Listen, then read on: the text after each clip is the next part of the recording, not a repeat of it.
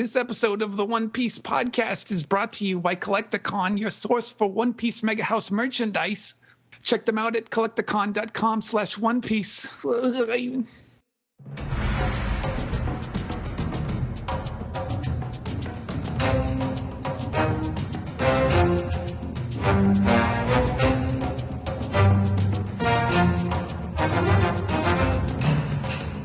This is the unofficial One Piece podcast, episode 331 for the week of Monday, August 4th, 2014. My name is Zach. And my name is Steve. On today's show, as always, we have very special guest, Stephen Paul, translator for One Piece and Weekly Shonen Jump. Hey, Stephen. What's up, bro? Not Sorry, that came out really aggressive. Yo, I respect you, bro. We also have our musical genius, and he's not joining us for any dance carnivaling, but we have the dude. Hi, what's up, bro? I'm white. And we have the... I'm saying all the segments you guys aren't actually doing this week, but we have our Pieces of 8 hosts. We have Dennis Ichnob, also cosplay expert, SK Cosplay hosts that podcast. So Dennis Ichnob, welcome back. What is up, brother? I was hoping if I made the intro for each of you longer, you'd forget to do that, but it didn't work at all. So we have so stuck in our minds. So the parade of special guests continue. This week we have Jennifer Piro on, president of Otakorp, Otakon, you may know it better as. There's going to be a convention in Baltimore this weekend that you may have heard about. It's the second biggest in the country, so... He may be describing it in that kind of sense of humor you may have heard before, where he's oblivious, like it's not a big deal, but the joke is that it is a big deal. Come on, bro! Anyway, what have I done? Second biggest anime convention, yeah. Make sure to check that out. We have her on. You may have heard of it?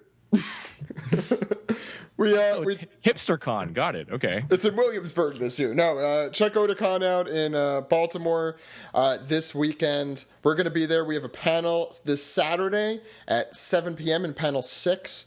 Also, check out the Film Z premiere. There's also an encore. The premiere is noon on Saturday, and video is 3, and the encore is 2 p.m. on Sunday. So if you miss one, you could always catch the other. We'll talk a lot more about Otakon with Jennifer in that segment. We also have a pretty in-depth manga, I'll call it in-depth, manga recap for chapter 755, A Man's World. We'll get into that when we do, later. We also have... I wonder if you're foreshadowing some big event in that manga recap. Yeah, I get it, bro.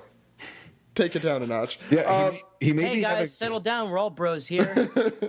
Bro, come on, bro. He may be having some sort of big debate on something people talked about. I don't know if people really talked about it. There's going to be a pretty cool chapter next week. We're going to have there's going to be a color spread and a character poll, and One Piece is going to be on the cover to celebrate its 17th anniversary. So make sure to tune in next week. We're going to talk about that. But for now, you guys ready to get into the show? Yes. All right. You know what I say? Bros before hoes. Or bros before, but yeah.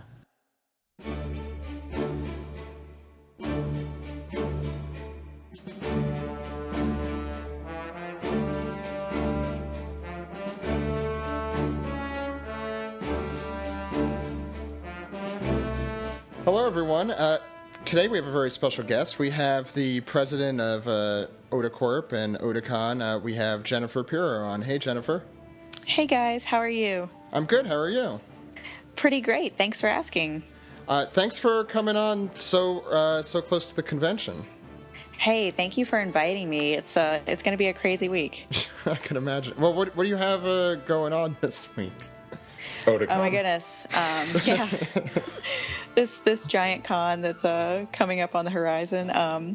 No, actually, a bunch of our key folks arrive tonight, and a bunch of folks start arriving tomorrow, and we actually move into the convention center starting kind of Tuesday afternoon and night. It actually takes that long to get all the stuff that we need inside.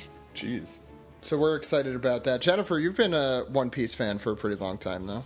Oh my gosh, it seems like forever. I love the series. It's great.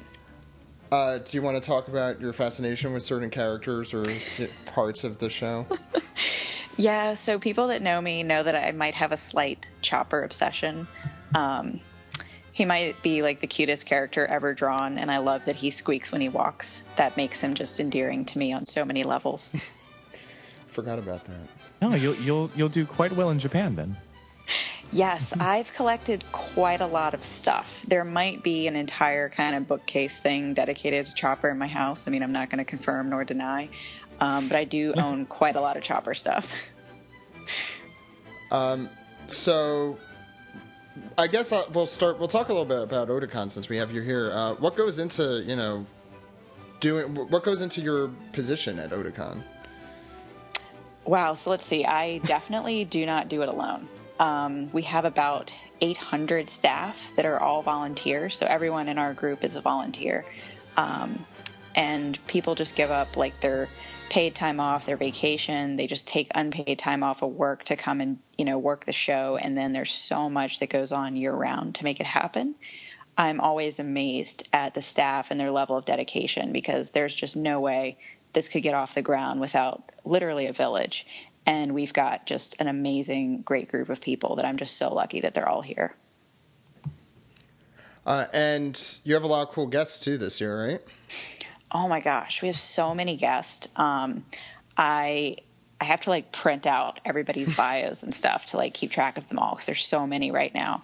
And we have a lot of kind of really cool things we've never done before that we're going to try here. We're going to have a sumo match, and that's going to kind of be something we do. I think that's going to happen Saturday, right before lunch. Oh, perfect. And if you've never seen sumo in person, you have to go. It is crazy. These guys are amazing. They're athletes. They could run circles around probably all of us. I mean, they run marathons, do all this crazy stuff, and, they can lift 600 pounds, and they just make it look like cake. So not only do we have the spectacular guest list, but we also have kind of this crazy stuff. And then, we're going to have the One Piece film. Viz is going to do a huge thing with Sailor Moon, because they did a really big thing at Anime Expo that was super awesome. So they're going to kind of do the same thing for the East Coast and change it up just a bit. So between that and the list of guests we have, there's something for everybody. It's just crazy. Cool. Yeah, no, we're all excited to see Film Z. I guess that would spoil you a little bit, though. So I've seen kind of pieces and parts, because I tried to watch it one time while I was in Japan and realized that there was just too much missing for me here. I was like, okay, I can't watch the movies without keeping current on the series. So I saw the first 8 minutes, and then I left. I said, okay, we're going to come back to this later. I think we have a lot of listeners who stopped, or maybe not stopped when you did, but had the same struggle. Because, well, why don't you first talk about where you stopped and if you're going to continue? Okay. So my last name is Piro. So I always have people kind of messing with me about, does that mean you like fire? I even got blamed for the Great Fire Alarm incident at Otakon. I said, no, that really wasn't me, I promise.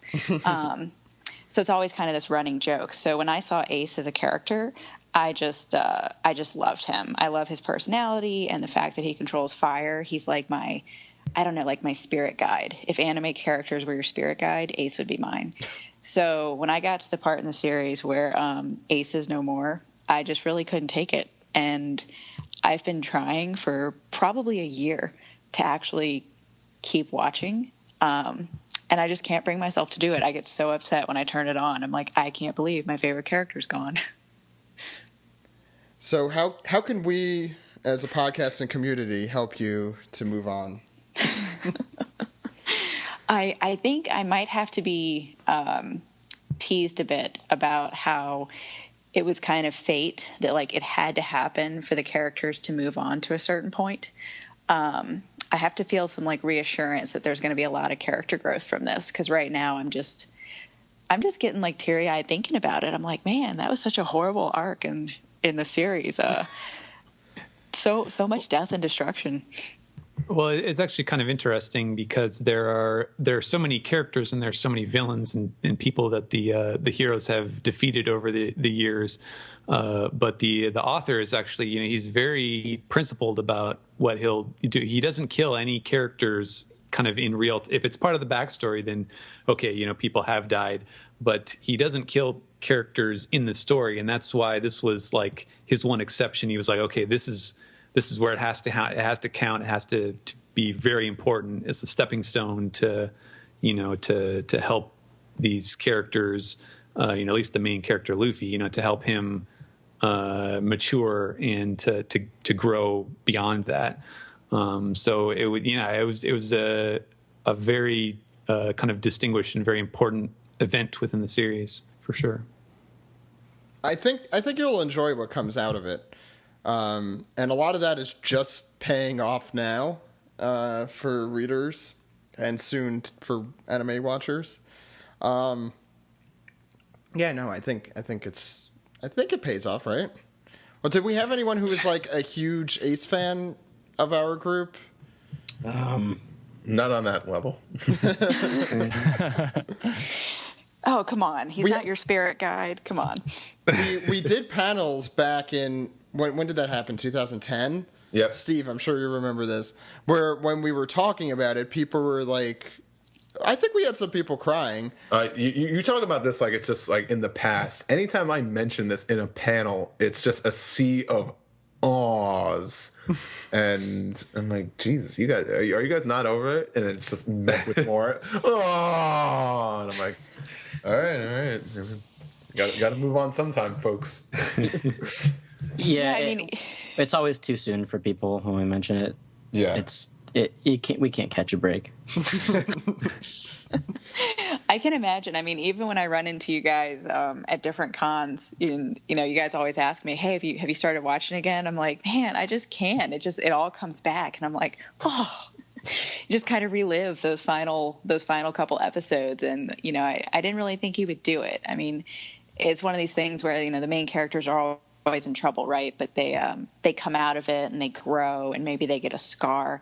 But I think you hit the nail on the head. This was the first time that like a character really, it wasn't a happy ending, and so I'm sure that must change the whole dynamic of the show.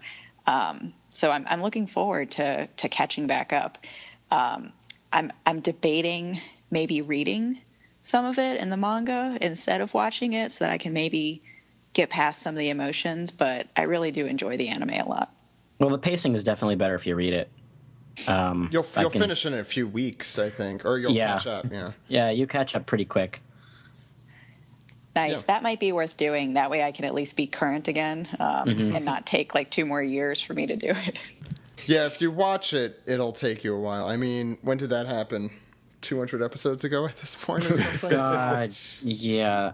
And you have to figure that lately, and since they did the time skip, they've been doing like a chapter of the manga per episode, and it just kind of slogs. It's a half hour for something that would take like 15 minutes to read, or 10 minutes. I don't know how long it takes to read a chapter for you guys. But Yeah, probably like 10, less than 10. Any questions for Jen, guys? What's your favorite color? Wow.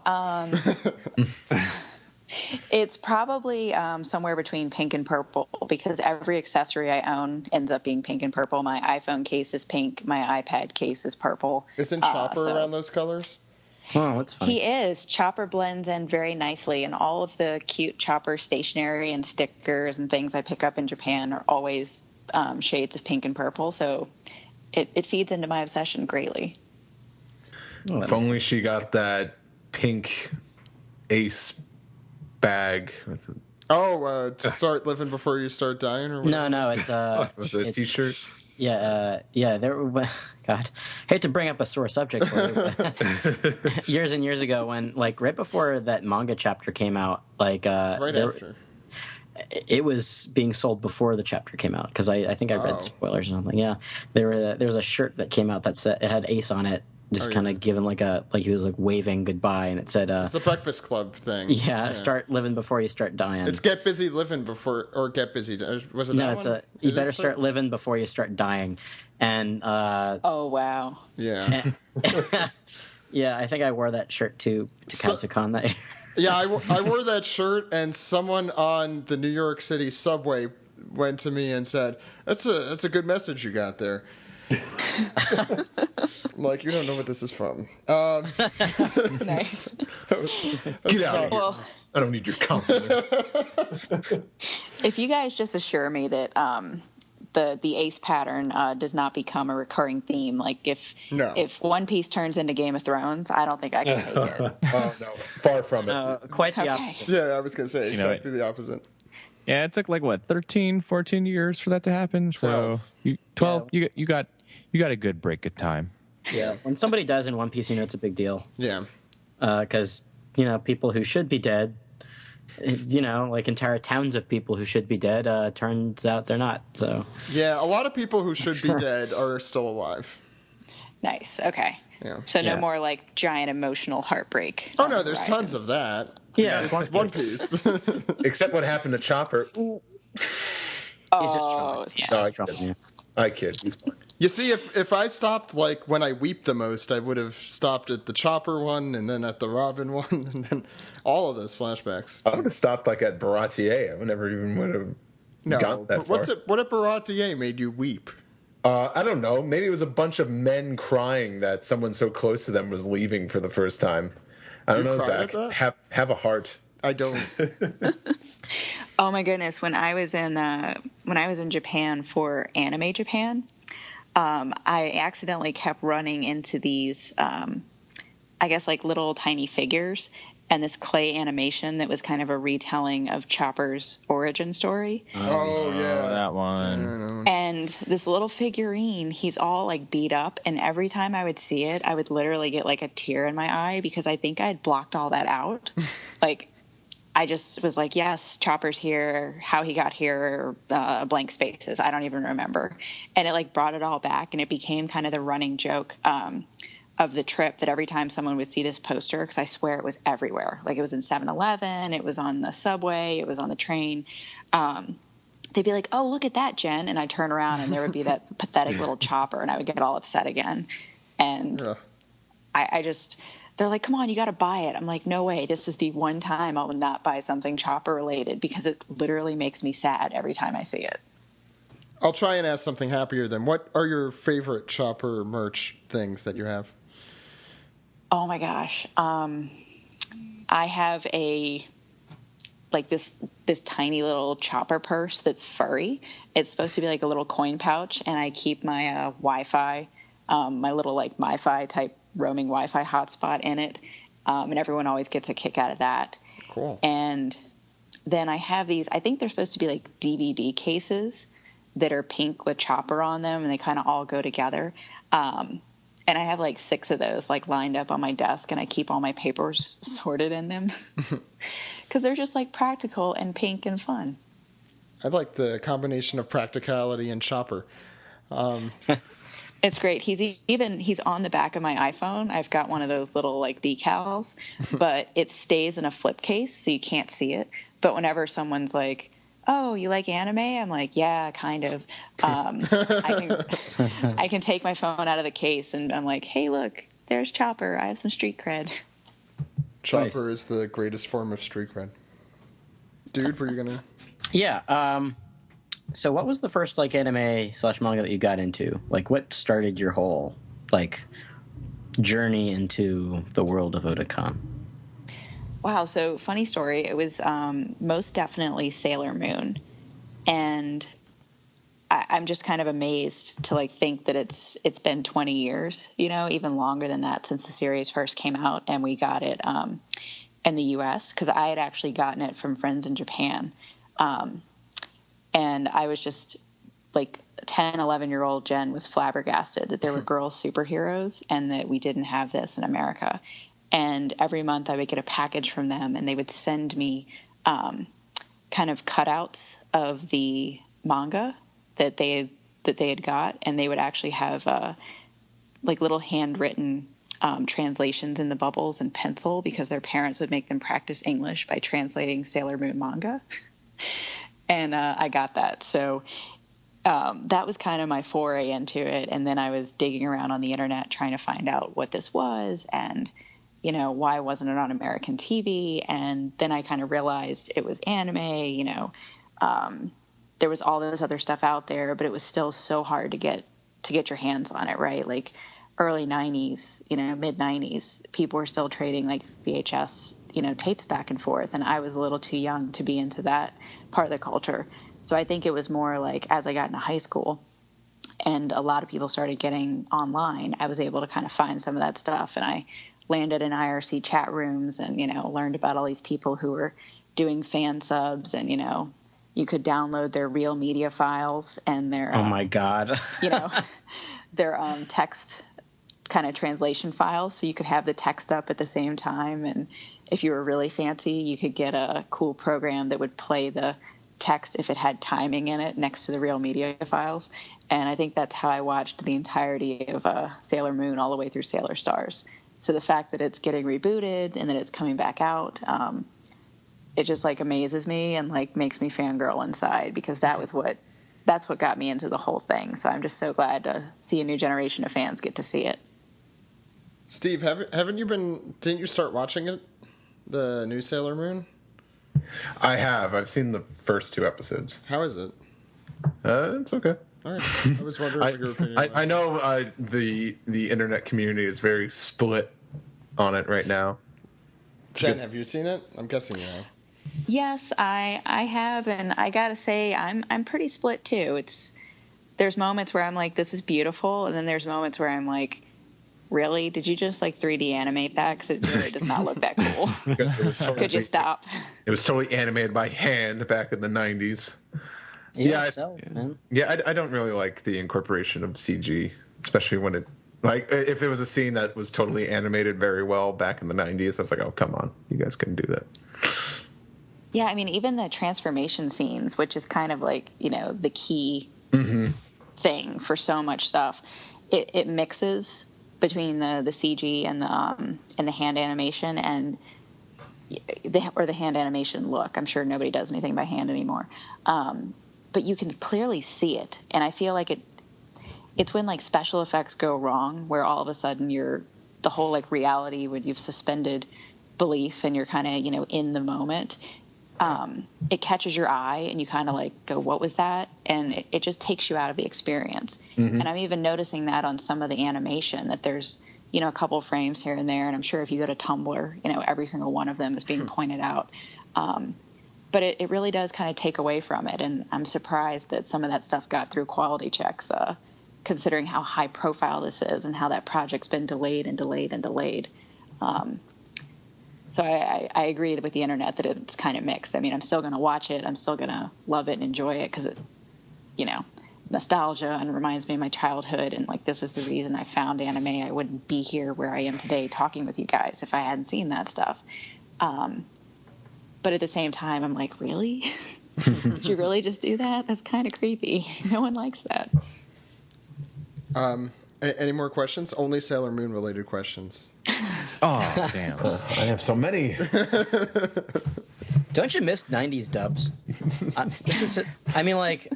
So I was thinking about this the other day because I saw like a clip of the new dub Sailor Moon. I'm like, that's nice. It's nice and like, you know, accurate, but like I kind of miss like just 90s dubs of anything. Just taking way too many liberties. Yeah, but it made it fun, you know, and it was just kind of off the rails and kind of wacky. I don't know. Yeah, I don't know. It's like I kind of like it in a kind of ironic and hammy way, but I watched through the ocean dub of DBZ and I honestly thought I was losing brain cells. It was just Next thing you guys are going to tell me is you missed the 4Kids dub. Whoa. Let's not talk crazy here. I don't think any of us actually ever liked it. No. It's not even in an ironic way. Yeah. When the 4Kids dub came out, I was already kind of balls deep into One Piece. So like, but I know a lot of people who are into One Piece who did get into it because of 4Kids dub, which is kind of weird to me.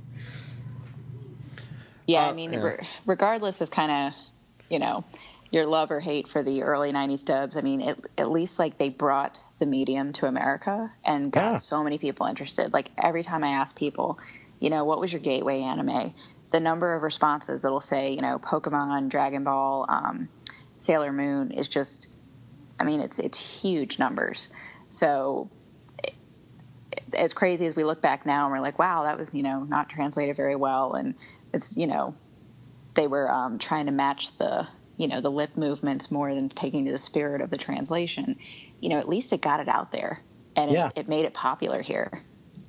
No, it's true. That's what I usually tell people, like, about the 4Kids dub of One Piece. Like, well, there's a silver lining. It got people to look for the the good stuff, like the real stuff.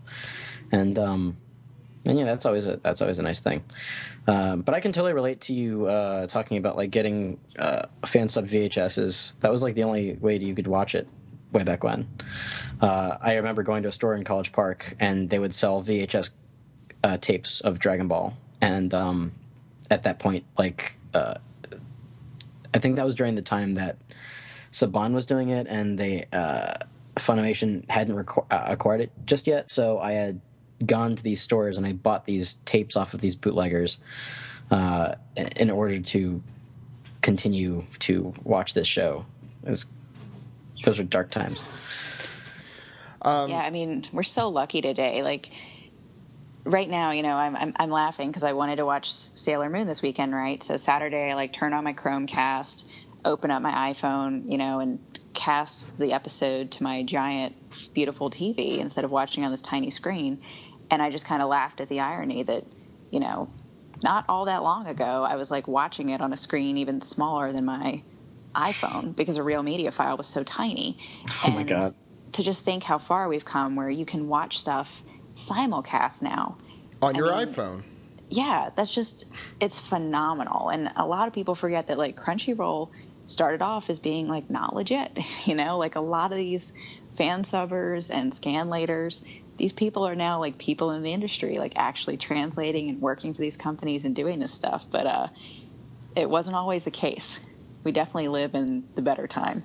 Yeah, especially for anime. I think manga's just starting to catch up now. So I guess quickly, once again, our panel's at Otakon in Baltimore, Maryland. You should come. It's Saturday, August 9th, 7 p.m. in panel 6. Film Z premieres that Saturday at noon in videos 3. And before that, I would suggest, as Jen said, to check out some sumo wrestling. And I'm definitely going to try and do that. Yeah, it's going to be pretty amazing. And if you're here on Thursday, they're going to do a shorter exhibition match outside during the Thursday Matsuri. So in case you don't want to double book yourself on Saturday, you can actually catch it Thursday as well. And you're doing Otakon Vegas again in January, I'm guessing? Yeah, so it'll be the weekend right before Martin Luther King Day.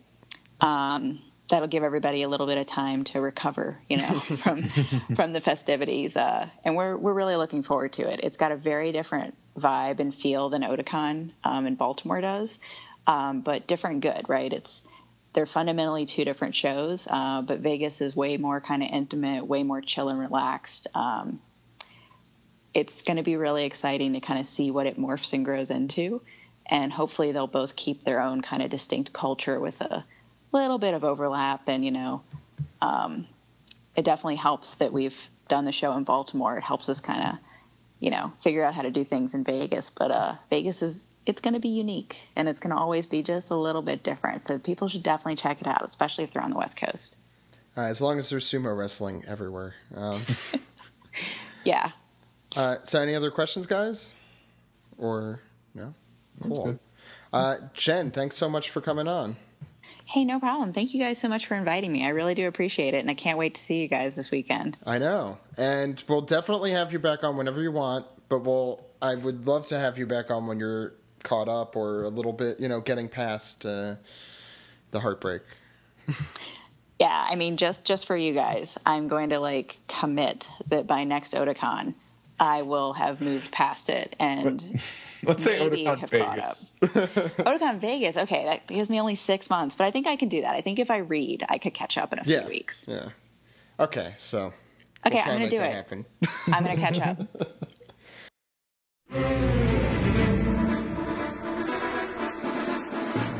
I heard you guys like stuff that's not on the rails. Well, guess what? We've got something that's completely off the rails. Right, Steve? We totally do, but we really don't. But we're gonna pretend like we're just going off the rails. Oh my god, this is so wacky. So we're at this really awesome place. Oh my god. Dude, remember back in the day? Remember Kolektakon? Dude, Kolektakon was all like, I'm Kolektakon. Yeah. anyways, Kolektakon's all Kolektakon.com. like, Erwin Toy stinks. How would you like to be immortal, my friend, and live forever? And go to Kolektakon.com/category/One Piece. So, anyway, that's where we are right now, guys. We're on Kolektakon.com/category/One Piece, checking out all the cool stuff that you can pre-order in the realm of One Piece from Kolektakon. Yeah, there's like Toy Soldier. I was gonna say Toy Soldier, but there's also like Rebecca, Yeah, who goes Kid like Rebecca. hand in hand with Soldier. You should buy them both. Pre-order. Literally, both. they go hand in hand like peanut butter and jam. Peanut butter and jam. You said peanut butter and jelly. Jam stuff. Well, peanut butter and preserves. That's a good one. Juice. That's another good one. The movie Deep Blue Sea. The A shark ate me. Motherfucking shark ate me. Yeah, so those are some really awesome ones that are for pre-order, but there are a couple that they have in stock that are pretty cool, if I may say so. And I just did. Steve? Such as I guess I'll do one. Yeah. You didn't say them, so I'll say them. Say them. Say one of them. I'll say another. Kaku. He's a giraffe. I thought you were gonna stop at the yeah. Kaku is a giraffe. That's true. That's nasty. Oh, that's nasty. We got the Film Z edition of Luffy. It's a pretty cool looking one. I enjoy that. Oh yeah, well we got a Film Z edition of Roronoa Zoro. Roronoa Zoro. That name's hard to pronounce. It's okay. He's like a samurai.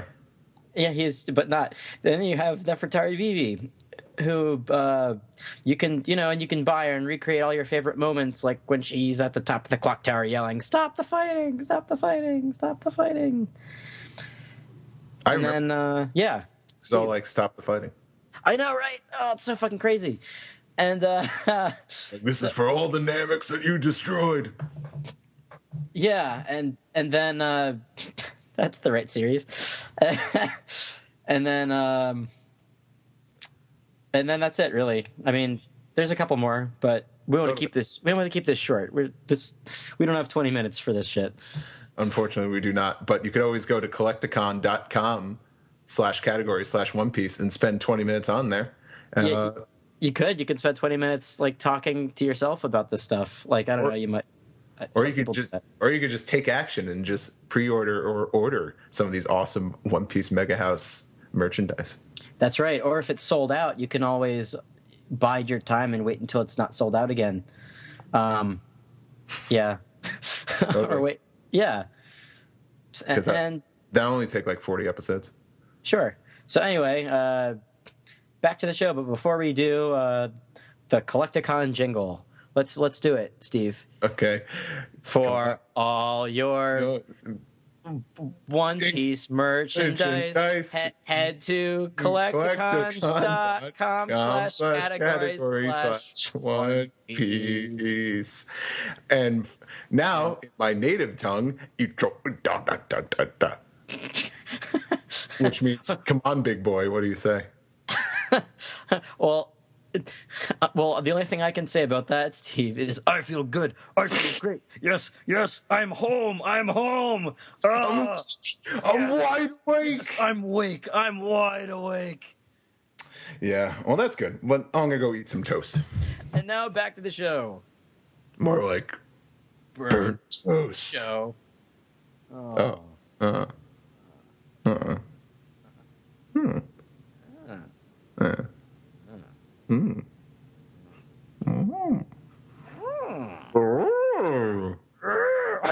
Who let you guys host this? Oh shit! Run away! Why are you here? I'm wondering why are you here? God, they just can't stop talking. Looking! Found someone you have, I would say,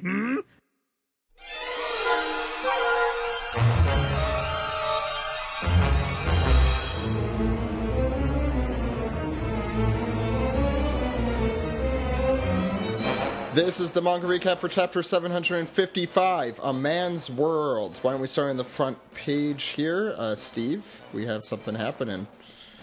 Oh yeah, it's a happening. We get it. Well, it's The Solitary Journey of Jinbei, First Son of the Sea, Volume 5. Got an incident on our hands. Town's gone. That's what I'm trying to tell you, kid. It ain't there. Thank you. Thank you. Station, we got a 517 in our hands. Town's gone.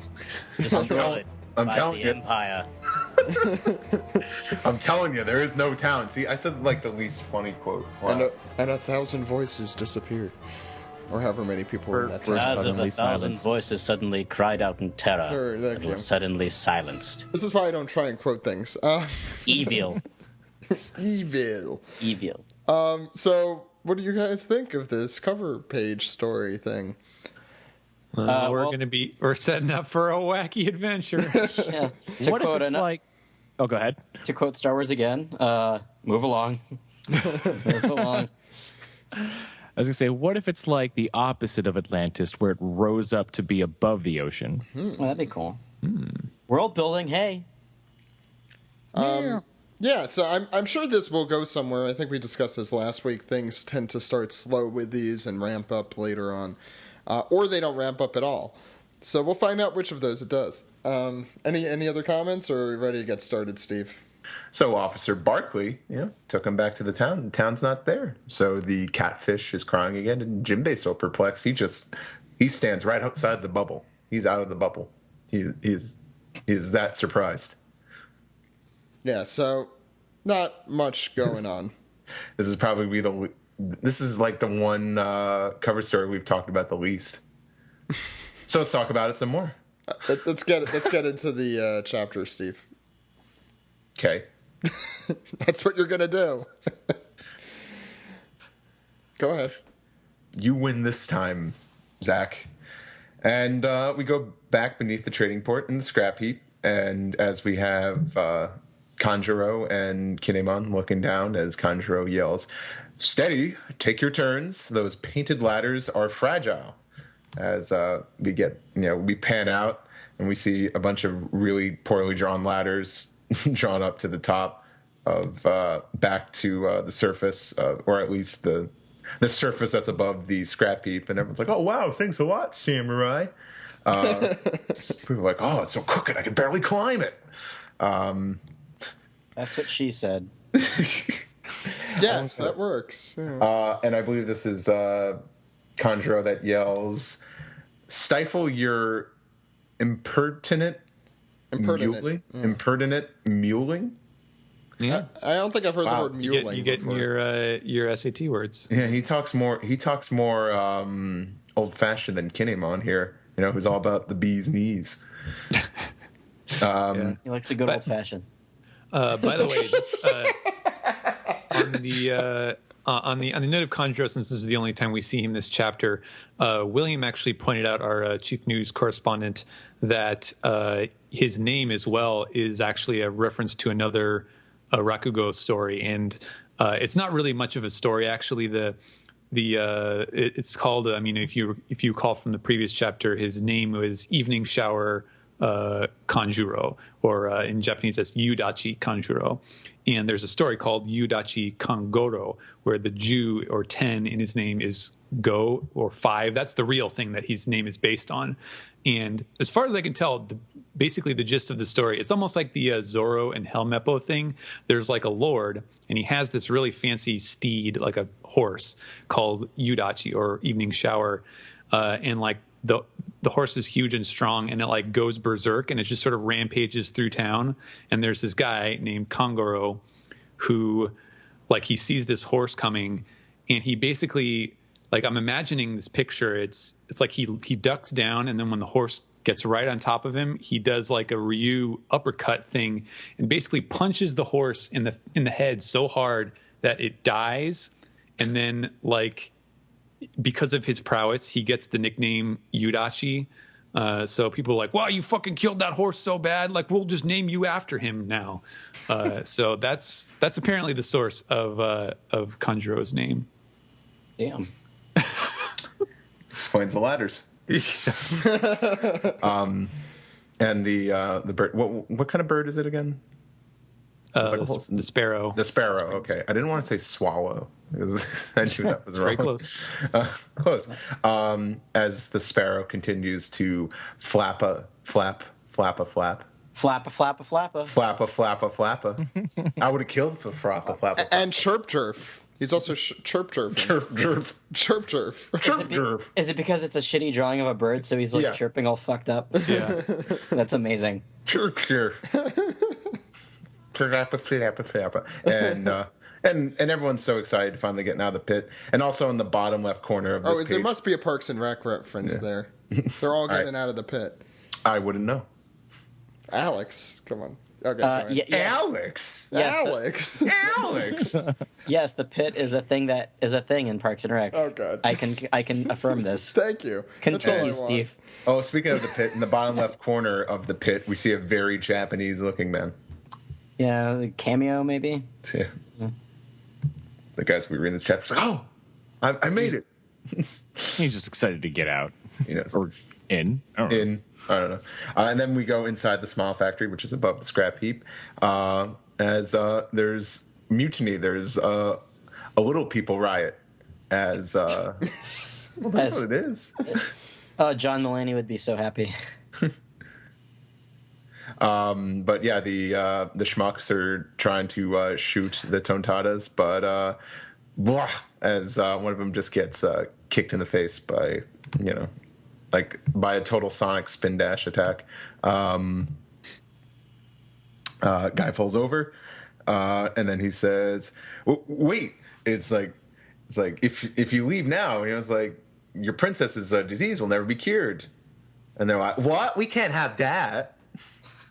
And then one of the Tontadas is like, "Don't listen to him, Chow." And it's like, and puts in earplugs into their ears, and he's like, "Ah."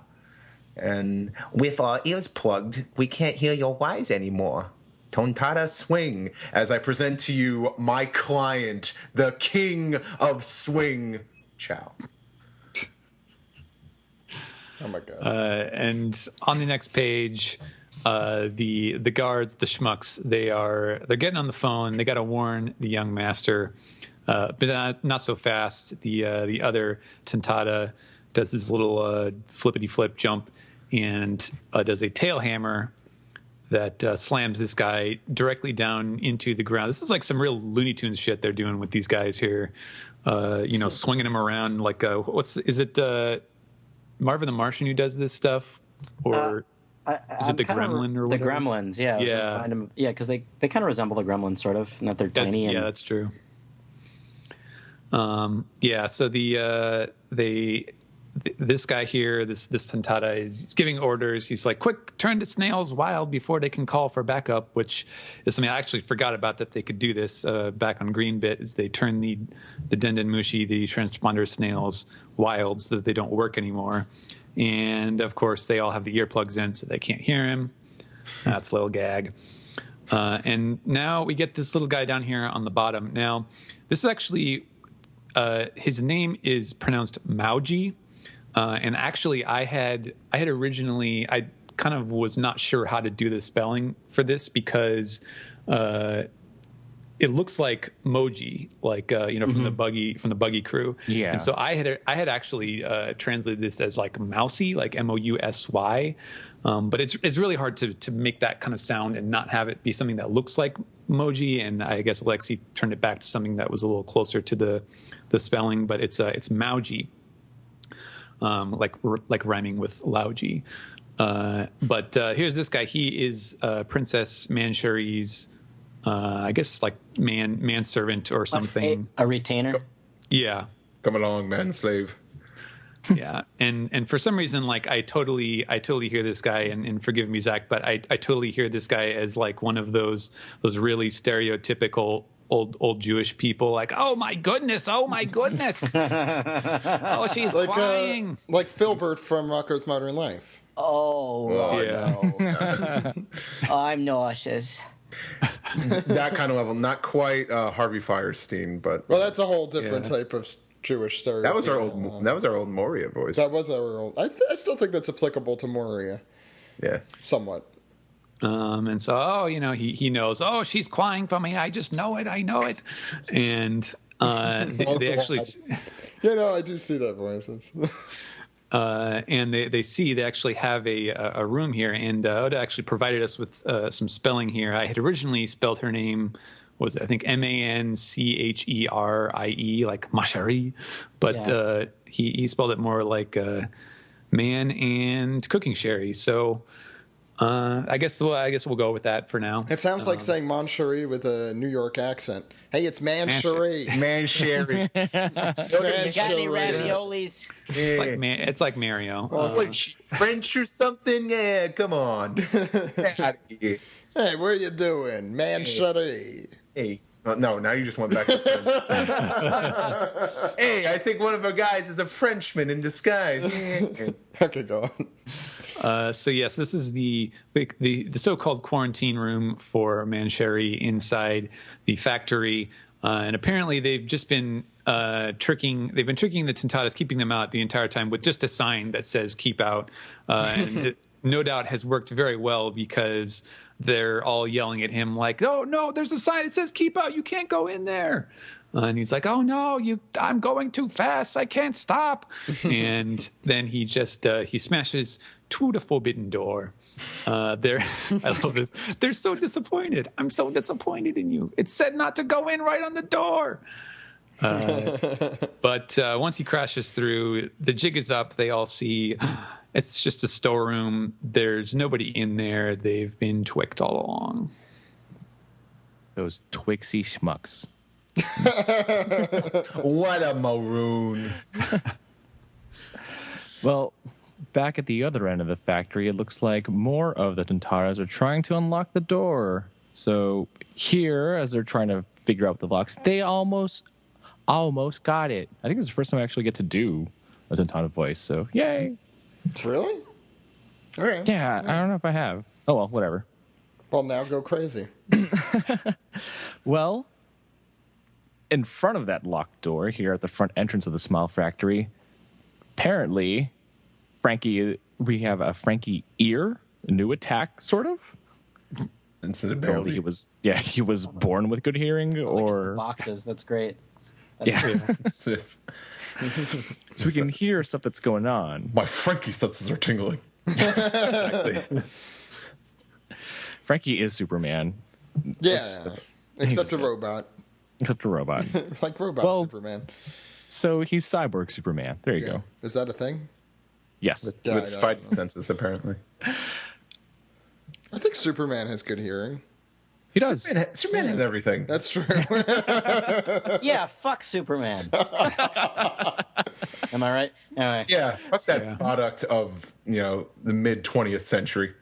Early 20th, wasn't it? Yeah. Yeah. It's going back. Yeah. Anyway, we don't have to get into a whole diatribe about Superman. Frank is still stuck being suplexed. I don't know if this has been more than 3, but he's still there. But it looks like... Let's see. Is that, assuming that's Senor Pink talking?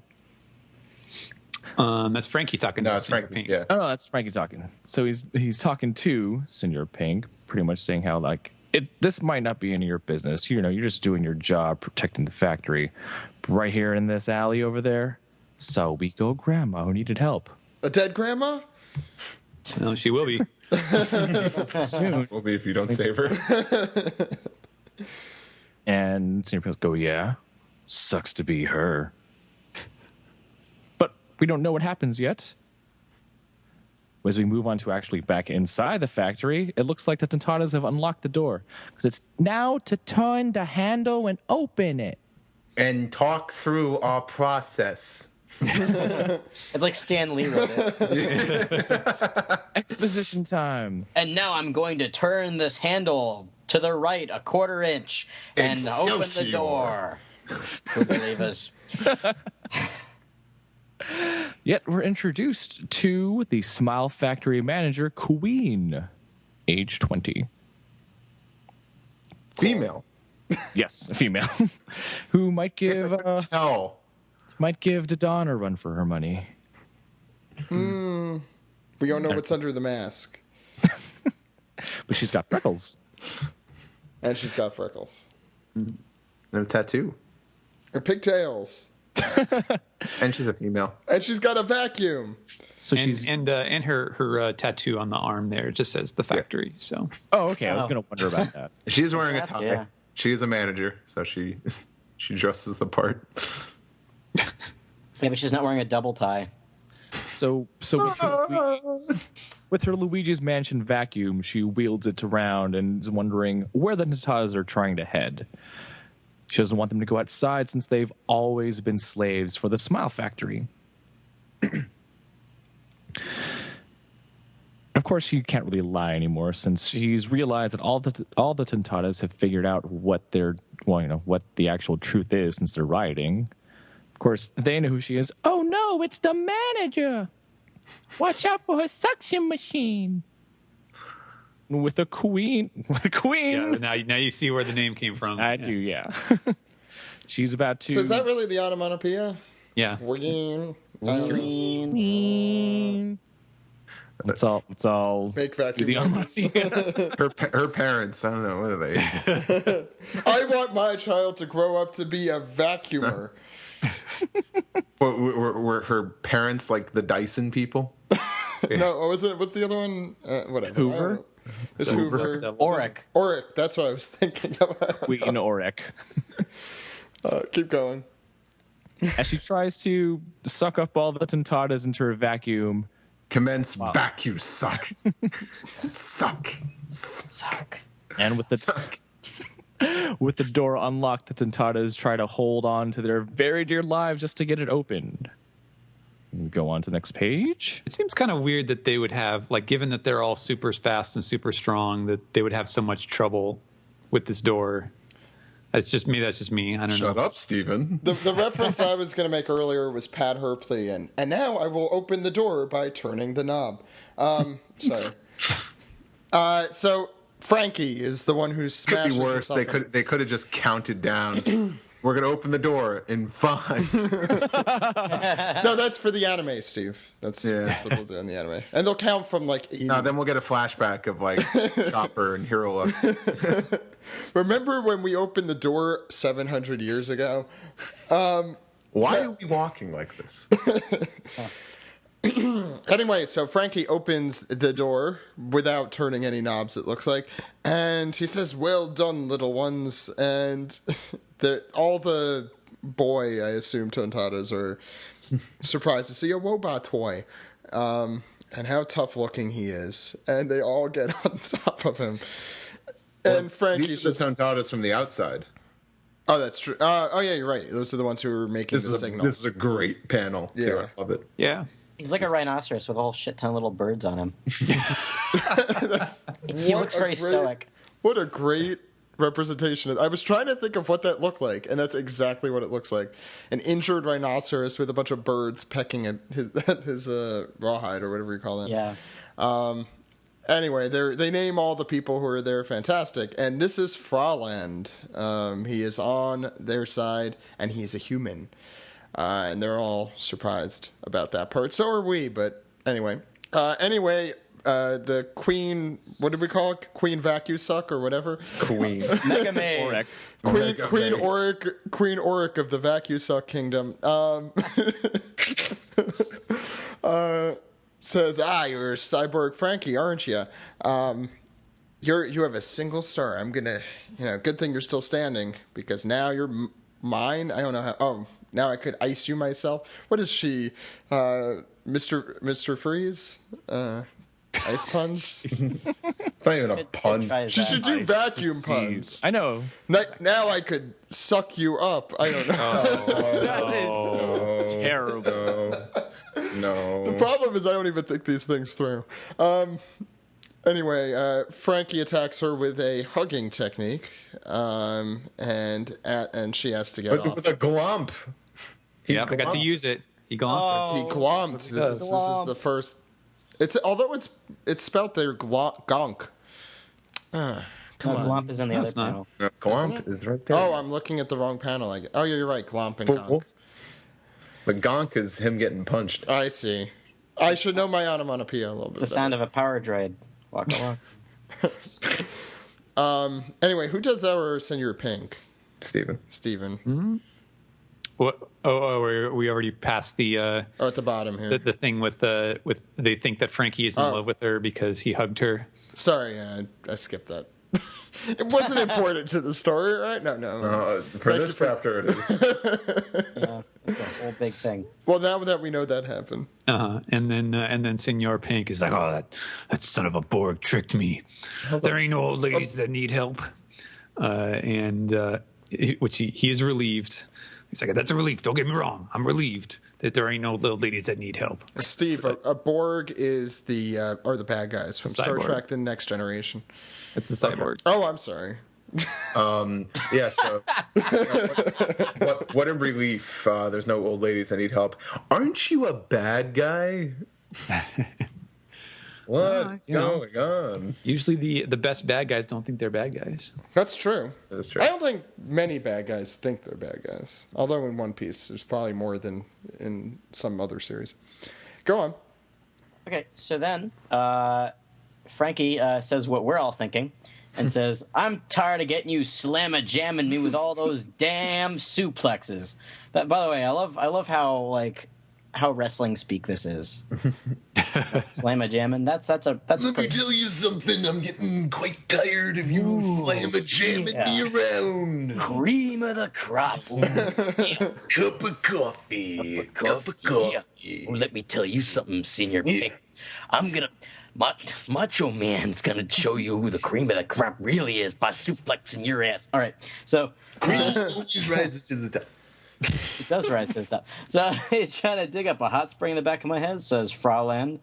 I get what that means. It's weird.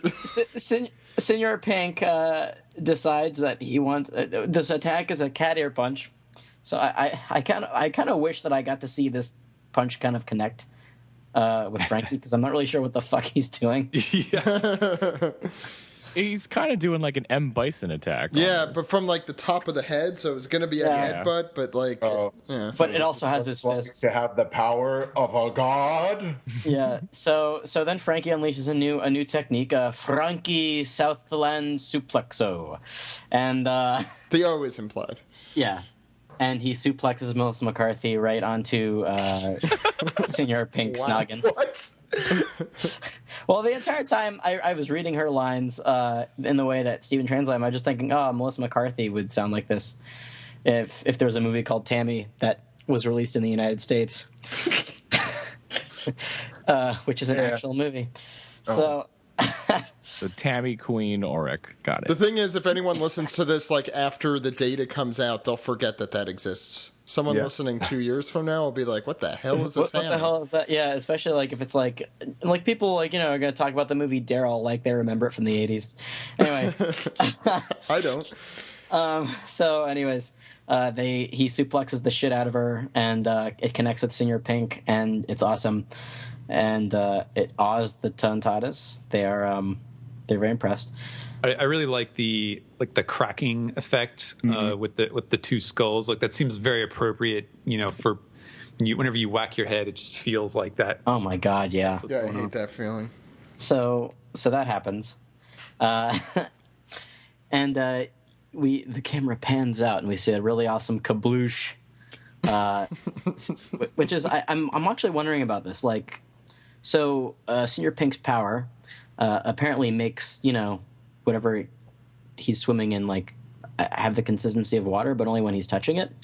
But when he's within close proximity of somebody, like say for example, Queen Oreck of VacuSuck. I wonder how that affects her. Like, could she get little like droplets of concrete on her? I don't know. This is just me thinking out loud. It's weird. Yeah. So anyway, turns out she's not done in. She's just really pissed. In the meantime, Senior Pink's kind of like drowning. She proclaims that, that hurt. How dare you use my head like a hammer? You can't treat me like this. I'm the boss. Da-da-da-da-da. You'll get the death sentence on 12 systems. And I'll be careful. You'll be dead. And Tontadas are saying, oh, one away, flower, and if she snaps, no one can get her back under control. So she's basically going to go into Berserker Rage mode. If this is a D&D game, she is a Berserker. So she'll use her VacuSuck machine to pull out all your guts, which is kind of, that's a disgusting notion. But then Frankie does something really weird and decides to grab her by her tie and the tie now comes into play. And the tie comes into play. That's the only reason why the tie was there. And Frankie takes a cue from old, movies. Looney Tunes. Where Looney Tunes, I guess, yeah. I guess this is Looney Tunes, where he just kind of Looney Tunes, yeah. This is totally like a Captain Kirk move. Yeah, Captain Kirk. I was thinking of since he looks sort of like a Yankee, like a troublemaker, like a schoolyard troublemaker. This is a very old Star Trek kind of 60s mentality thing. Well, son of a Borg. Or how many Star Trek references could be in one chapter of One Piece? 2. Or I guess the end of Goldfinger is another. True. And or James Bond. This is actually Sean very Connery, James Bond. Sean Connery. Yeah. I have make that clear. So can't stress that enough. Yeah. Where he plants a big fat smooch right on her big fat face, and and then everybody's freaking the fuck out because he smooched the factory manager, and I'm sorry, the factory manager, and I would too because That's your cue, Steve. Oh, you sounded mid-sentence. I was waiting for you to finish. No. I did finish. Can't I finish? All right, I'm finished. And then her face changes to that of Desu as she blinks, and she is just stunned. Sparkles everywhere as Frankie pulls away from the kiss. And Frankie turns his attention to Senor Pink. Says, on your feet, swim trunks. Pot meet kettle. Kettle meet pot. And she said, he stole my lips. Figuratively. That's kind of a fun line. She's like, excuse me, what's the big idea? What are you doing? She's like, you better own up now. We're totally boyfriend and girlfriend. You brute. And the Tontadas, I think, of course, the Tontadas thing is like, the manager's acting more feminine. And then Senor Pink rises, says, don't blame him, manager. It's your fault for getting involved. And she says, but Senor Pink, and Senor Pink goes on, when a woman tries to interfere in a fight between men, how else should she be silenced? Oh, don't worry, we'll get to this. Yeah, well, let's finish the page. Well, maybe we should save it to the end. I think this chapter's almost over. Oh, yeah, you're right. We'll save it to the end. Yeah. And she is stunned silence at this point. And Frankie goes on saying, a young lady shouldn't get all worked up over a measly little kiss or two. Senor Pink says, you said it. Falling in love with a kid? And then we get like a big Doom page close-up cross-hatching with the two of them both saying, I'd get a nasty hank. I wanted to help you out. Oh, well. All right, 1, 2, 3, go. I'd get a nasty hangover. That was almost as good Machi. Call anytime, your questions and comments. Well, Zach, it's been a fun episode. Yeah, I know. It's weird that we're ending in the middle of the manga recap. You could find me at Steve Yurko. Okay, just go. Stop trying to promote your shit in the middle of the show. And then... we do it at the part that no one listens to. And then Queen is just totally fawning over them at this point and goes, steveyurko.tumblr.com. And then the girls who just showed up. Okay, that part I do like. They're like the toasty guys from Mortal Kombat 3. And then they just pay. I know, they were definitely not there before. And then Senor Pink says, I let you destroy the factory. And then Frank says, if you're a man's man, prove it with your fists. And then the Tonta's like, a real man's fight is about to begin. And freaking signature move, diaper bomb. We all know what those really are. So. Yeah. And then Frankie puts his hands to his breasts and yells, "Nipple light special!" my nipples see into the future. Yeah. Really big man. So I guess if we're gonna save this scene to discuss more in depth until the end of the chapter, I want to at least say here that the punchline for this is fantastic. That's true. I love that. If anything else, amazing punchline. Yeah, I definitely want to also talk about the punchline. The nasty hangover.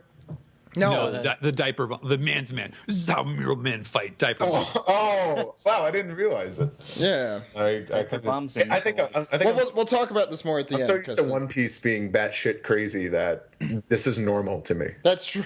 To me, this is Monday. Maybe that's why that joke. It's Monday because the chapter comes out. Okay. He had an M. Bison reference. Yeah, but the podcast, whatever. Zach, Steven. stay out of this. No. Okay, hi, Sideshow Bob. 2 against 1. Steven. I'd like to hear from Sideshow Mel. Steven, come on. So on the next page, we have the Pika statue in front of the New Royal Plateau. And actually, since we have the dude on, do you want to do Pika, dude? Oh, yeah. Best dude. Yeah, I'll do it. Okay. Because of you, Rebecca's group got away. and Zoro is just in full on trolling mode right now, and he's like, oh no, seriously, dude, I couldn't have done it without you. Like, thanks a lot, buddy. Yeah, I remember when Sanji used to say stuff like that. Yeah. Yeah, it's kind of weird. I kind of feel like Zoro, for so long, he was like the guy who just got absolutely destroyed. He was the one who would get the giant scars and just be bleeding all over the place. And I feel like since the time skip, Zoro's like really enjoying and almost going a little too far with like his newfound power, and he's basically just toying with everyone now. I don't know. I don't know. I like it. He deserves it. He has gotten beat to a pulp through this. I don't know. I'm getting like a Freaky Friday sense here. I feel like they've switched bodies, and now like Sanji, is just Zoro, just being cocky and saying cool stuff, and Zoro's in Sanji's body, losing blood. Kind of Think about dude, you have a line. yes. yes. Pika continues. Don't get cocky. Your little band of miscreants will never escape this country alive. Cocky little freaks. That voice is somewhere between hilarious and creepy. I don't fall somewhere in the middle there. I'm going to kill you in your sleep, Zachary. Your daddy screamed real good before he died. Jesus Christ. It's like we're getting like 2 of each. 2 references per. No, it's like 2 jokes per reference. 2 references per thing. I don't know. Greg would know what I'm talking about, but like I'm almost channeling Conky a little bit from Trailer Park Boys when I do that voice. Okay. Like I said, if Greg was here.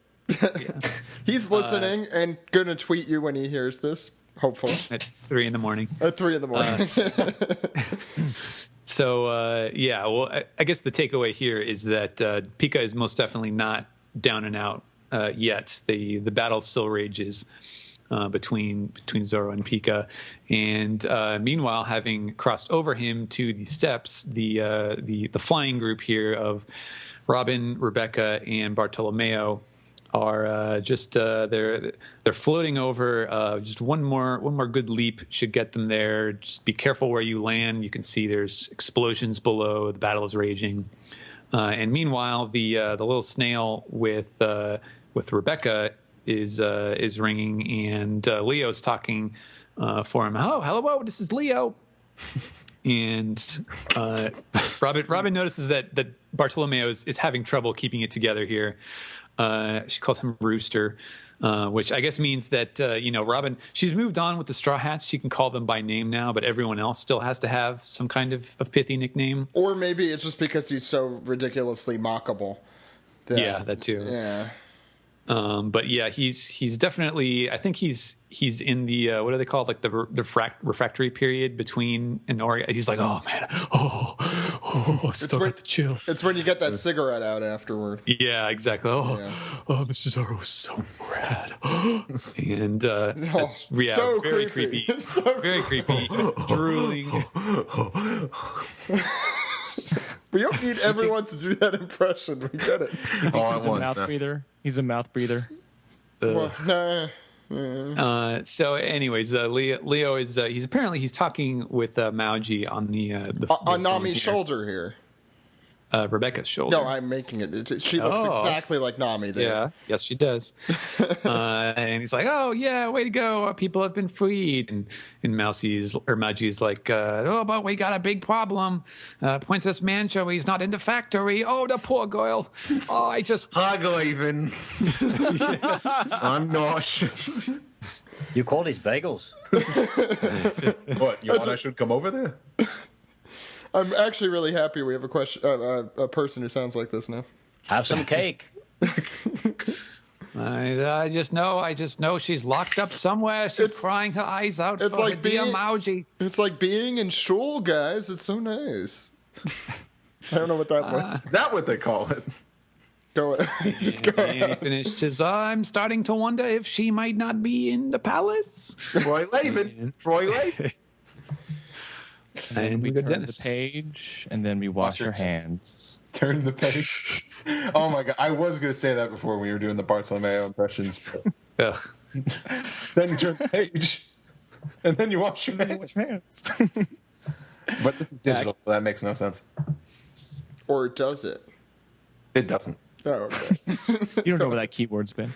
Next, we are over at the former Royal Plateau, where it looks like the rest of our plucky group is.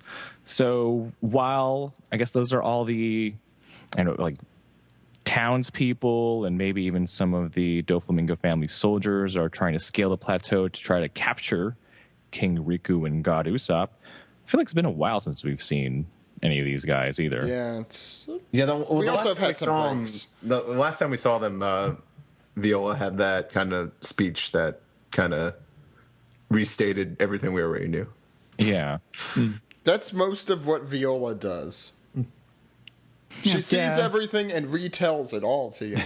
That's very true. So Usopp's freaking out since everybody's coming after them right now. So he's wondering if they can just try to, find a way to escape, which might be kind of hard since they are, I don't know if there's any hiding places up there. But it's pretty open there. Yeah, it is fairly open. Let's see. So Viola, with her all-seeing eye, now goes back and retells all the information we know. Tentatas from the factory can't find Princess Manchury. She really does do this a lot. Yeah. Last time on One Piece, told by me, Viola. It's not that annoying in the manga, but when you get to the anime and they did a 7-minute recap prior to this, and then you have someone explain what just happened in that recap, it'll get a little annoying. You see, the One Piece is the legendary treasure, Gold Roger, whose real name was Goldie Roger. See, spoilers. No. Fame, wealth, power. Go ahead. It would be great it would be great imagining Viola trying to do that whole beginning part in that impression. Fame, wealth, power. Go ahead. So Usopp's still freaking out about everyone trying to kill them, but Viola thinks that maybe people aren't coming to kill them. So since the entire country, the entire country is after them, but the citizens know the truth about what happened in the past. So she actually has a pretty cheery disposition about how thinking that everyone's coming to just find them but not hurt them. Maybe not too sure about that personally. Well, I like that she's saying, "Oh, don't worry, they're not going to harm Father." And Usopp's like, "Okay, what about Usopp?" Yeah, it's like they're not going to harm Usopp. You'll be fine, Dad. And me? You'll be fine, Dad. You're gonna die. So King Riku's trying to figure out exactly where would they be hiding Manchurie. He's assuming that there's high possibility that they're going to hide her in the palace. So he asks Viola if she can just look around, well, with her powers, look around to see where she could possibly be kept. Because he knows that Doflamingo won't kill her since he desires her power. Though at this point, it's likely they or us that are going to need it the most. So we go... And another plot line is introduced. I know. Because this arc is so short and not convoluted at all. So throw it in there. We just needed one more thing to keep track of. Well, let's finish up. Yeah. So here in the palace, in a certain room, unbeknownst to anyone, with this small little, grate in front of it, one of the schmucks decides to hand someone some food. But I'm pretty sure he was ordered to. I don't think he decided out of the kindness. Oh, yeah. Here's your food. 5. Take your damn food. Take it and eat. Plus, it's probably just like a crumb they found in the ground. I mean, she's not very large. That's true. We see someone crying in the corner in a little dark, dank dungeon. It's area. Sailor Moon. That's what... Yeah, I was kind of thinking that. She does have a lot of hair. Good timing, right? Yeah, that's called some synergy right there. See, I'm doing the money thing with my fingers right now. You just can't see. The finger thing means the taxes. And she's crying how she wants to go back to Greenbit and is asking for Leo to save her. Oh, poor Mauji. He's gonna be heartbroken. She's not crying for Oh my god. Princess, I'm here. Mauji. Oh, she brought you some lox or some bagels. Well, they did say she was very spoiled, so I could see that. Like spoiled, and arrogant, and annoying, and mean-spirited, and fickle. And they did say this. They did. I mean, okay. Why don't we start with the discussion we wanted to have first, right? Gladly. Okay. So there is obviously and well-founded some controversy with this chapter. Who would like to start with their thoughts? Opening statement. Okay, Steve, you could make your opening statement. You have 2 minutes. Misogyny, alive and well. That sounds more like a headline. Yes. It's definitely a headline. Okay. So that's why it's an opening statement. It's an opening statement. All right. I don't necessarily want to take the first crack at it. Who's smart?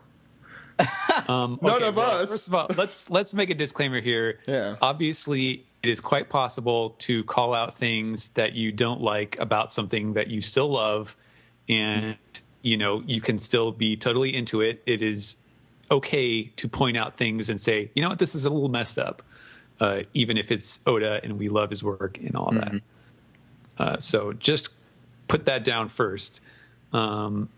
This I think this on that really... note, it sucks. It sucks so much. This is pretty problematic, I think. And the weird thing is, so obviously what he's doing here is he's setting up this basic punchline here of this is kind of like a parody of the hard-boiled thing. That's what Senor Pink is all about, and Frankie is kind of a foil to that. He's the one who's most like him on the Straw Hats, and it's basically a parody of super cool guy. It's basically a parody of the Black Angus guy who sits in the hot spring and shaves himself with his knife. Yeah, exactly. Your name is Peaches. Disinfects his wounds with brandy like Senor Pink was doing, and all of that stuff. But it just seems it's like he went through this big elaborate thing of introducing this character who had not been here before, basically for as far as we can tell, just for this joke, for the sake of this joke. This is like the equivalent of, I don't know, like Jerry from the C Train, or like those guys on NES Lobby who had the claws, the Wolverine claws with the wolves that were introduced for 5 pages and then didn't matter at all. It's just like some weird. It's like, what is the point of having this character, spending this time to introduce this character, just to kind of? Well, I think we're going to get an episode title out of her, so that's good. Okay, so we get something out of this. But just the fact that it would be used in this kind of weirdly demeaning way. Like, she's supposed to be an antagonist, but we don't really see a lot that is like really evil from her. Like, there's no time for her to be like a proper antagonist. It's sort of like, oh, this person's bad, so it's okay if we just like do this really creepy thing where it's like, oh, the only way to shut up a lady is to give her a kiss. It's just this very demeaning and kind of insulting thing to do, which, in the context of a lot of Oda's issues with providing, like solid female characters, I think is it's disappointing. It's really disappointing. One thing I could start off is Oda points out her age. Yeah, I thought that was weird, but I guess that would make sense in context to what like Frankie says, like the young lady, and her reaction to it. My only counter argument could be maybe it's the fact that she's so young and she still acts young. She still acts like a young woman and not a mature adult. Right. That might be the joke. That might be the whole point of this thing. And I guess it's okay because she's gigantic and I guess, not great looking. But and ugly. But yeah, I'm kind of grasping for straws with that. Yeah. This comes off as just like, it's funny that you mentioned Sean Connery, James Bond earlier, because with the title, what is it, A Man's Fight? Mm-hmm. The first thing that pops in my head is like the beginning of Goldfinger. When Man Talk. Yeah, Man Talk. Where he smacks Dink's ass. Yeah. Pretty much tells her to take a hike. That's like, it's very like, yeah, Sean Connery's Bond is kind of like a rapey Bond. And I'm being completely serious there too. Yeah. Like it's like, you're right. It's going back to this weird mentality of, it really is like chauvinism, like straight up chauvinism, big time. Yeah. And I'm not usually one to have hard opinions about like a lot of things, and even that. But like this is so like by the book that it's kind of ridiculous. I wouldn't be offended if she came off as very tough, very brute, and feel like nothing could faze her there until it's kind of like almost like, oh, like first love. And then she sees Frankie and Senor Pink fighting and she immediately kind of falls in love. I think that would have been less offensive because you thought, oh, what's going to stop her? She's sucking up all the tontadas and she's like a beast. She's super powerful. She's vicious. Nothing can break her. And then just Frankie's manliness and falling in love with that is what breaks her. Maybe that's a less offensive route. Well, look, I'll start backwards. I think the punchline is fantastic because it kind of undermines everything that happens before it. Right. It's that, that manliness is just stupid fart jokes and nipple lights and whatever. But they're still disregarding a woman. No. Well, that's why I was working backwards. Okay, so that's whatever. I think this is really treading into some super offensive waters. Like I normally, I mean, especially Senor Pink's line on the bottom right of that 2-page that we're mostly talking about here, I think is like, whoa, that's crazy over the top and offensive. I mean, this is like a 50s mentality. Like it's something I would think even a Japanese mentality would get past. And I'm going to say they probably have because I think he was doing this for the joke. I wouldn't even say it's a certain decade's mentality because unfortunately there's people out there that still feel this way. Well, I mean more typical of that era, like 50s pop culture type era. Yeah. Well, I mean because this kind of thing was James Bond. Well, I think that was 60s, but it was very common in the 50s for this kind of thing. And I mean, for those who watch Mad Men, for example, you probably noticed that, or those who lived through it. Sure. I should ask Steven, you're pretty on the ball with this translation, right? You really didn't take too many liberties with certain terms. Yeah, because once like Senor Pink says, "Oh, how should a woman be silenced?" That's harsh. That is. Yeah, it's kind of creepy. And the thing too is like it would be one thing, obviously Senor Pink, like he's kind of a parody, and he's obviously an antagonist. But the thing that the idea that it was Frankie that that kisses her to shut her up, basically, was especially disappointing to me because we know him. He's his whole thing, his shtick is that like he's a pervert and he's a weirdo.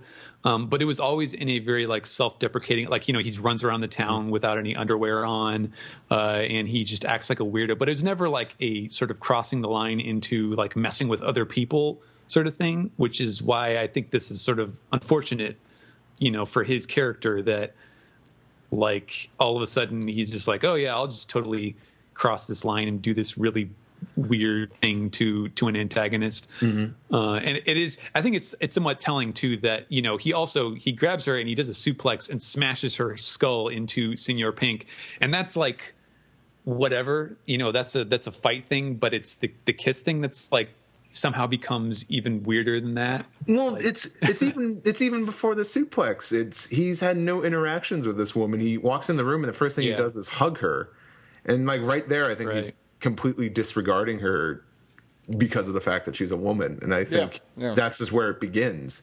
It's like, it turned into a suplex, but it's like, what the hell's going on here? It's like I've never seen him interact that way with any other female character.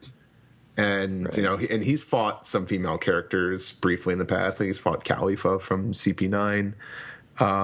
It's just I read the chapter and I didn't have the most positive feeling afterwards. I felt offended.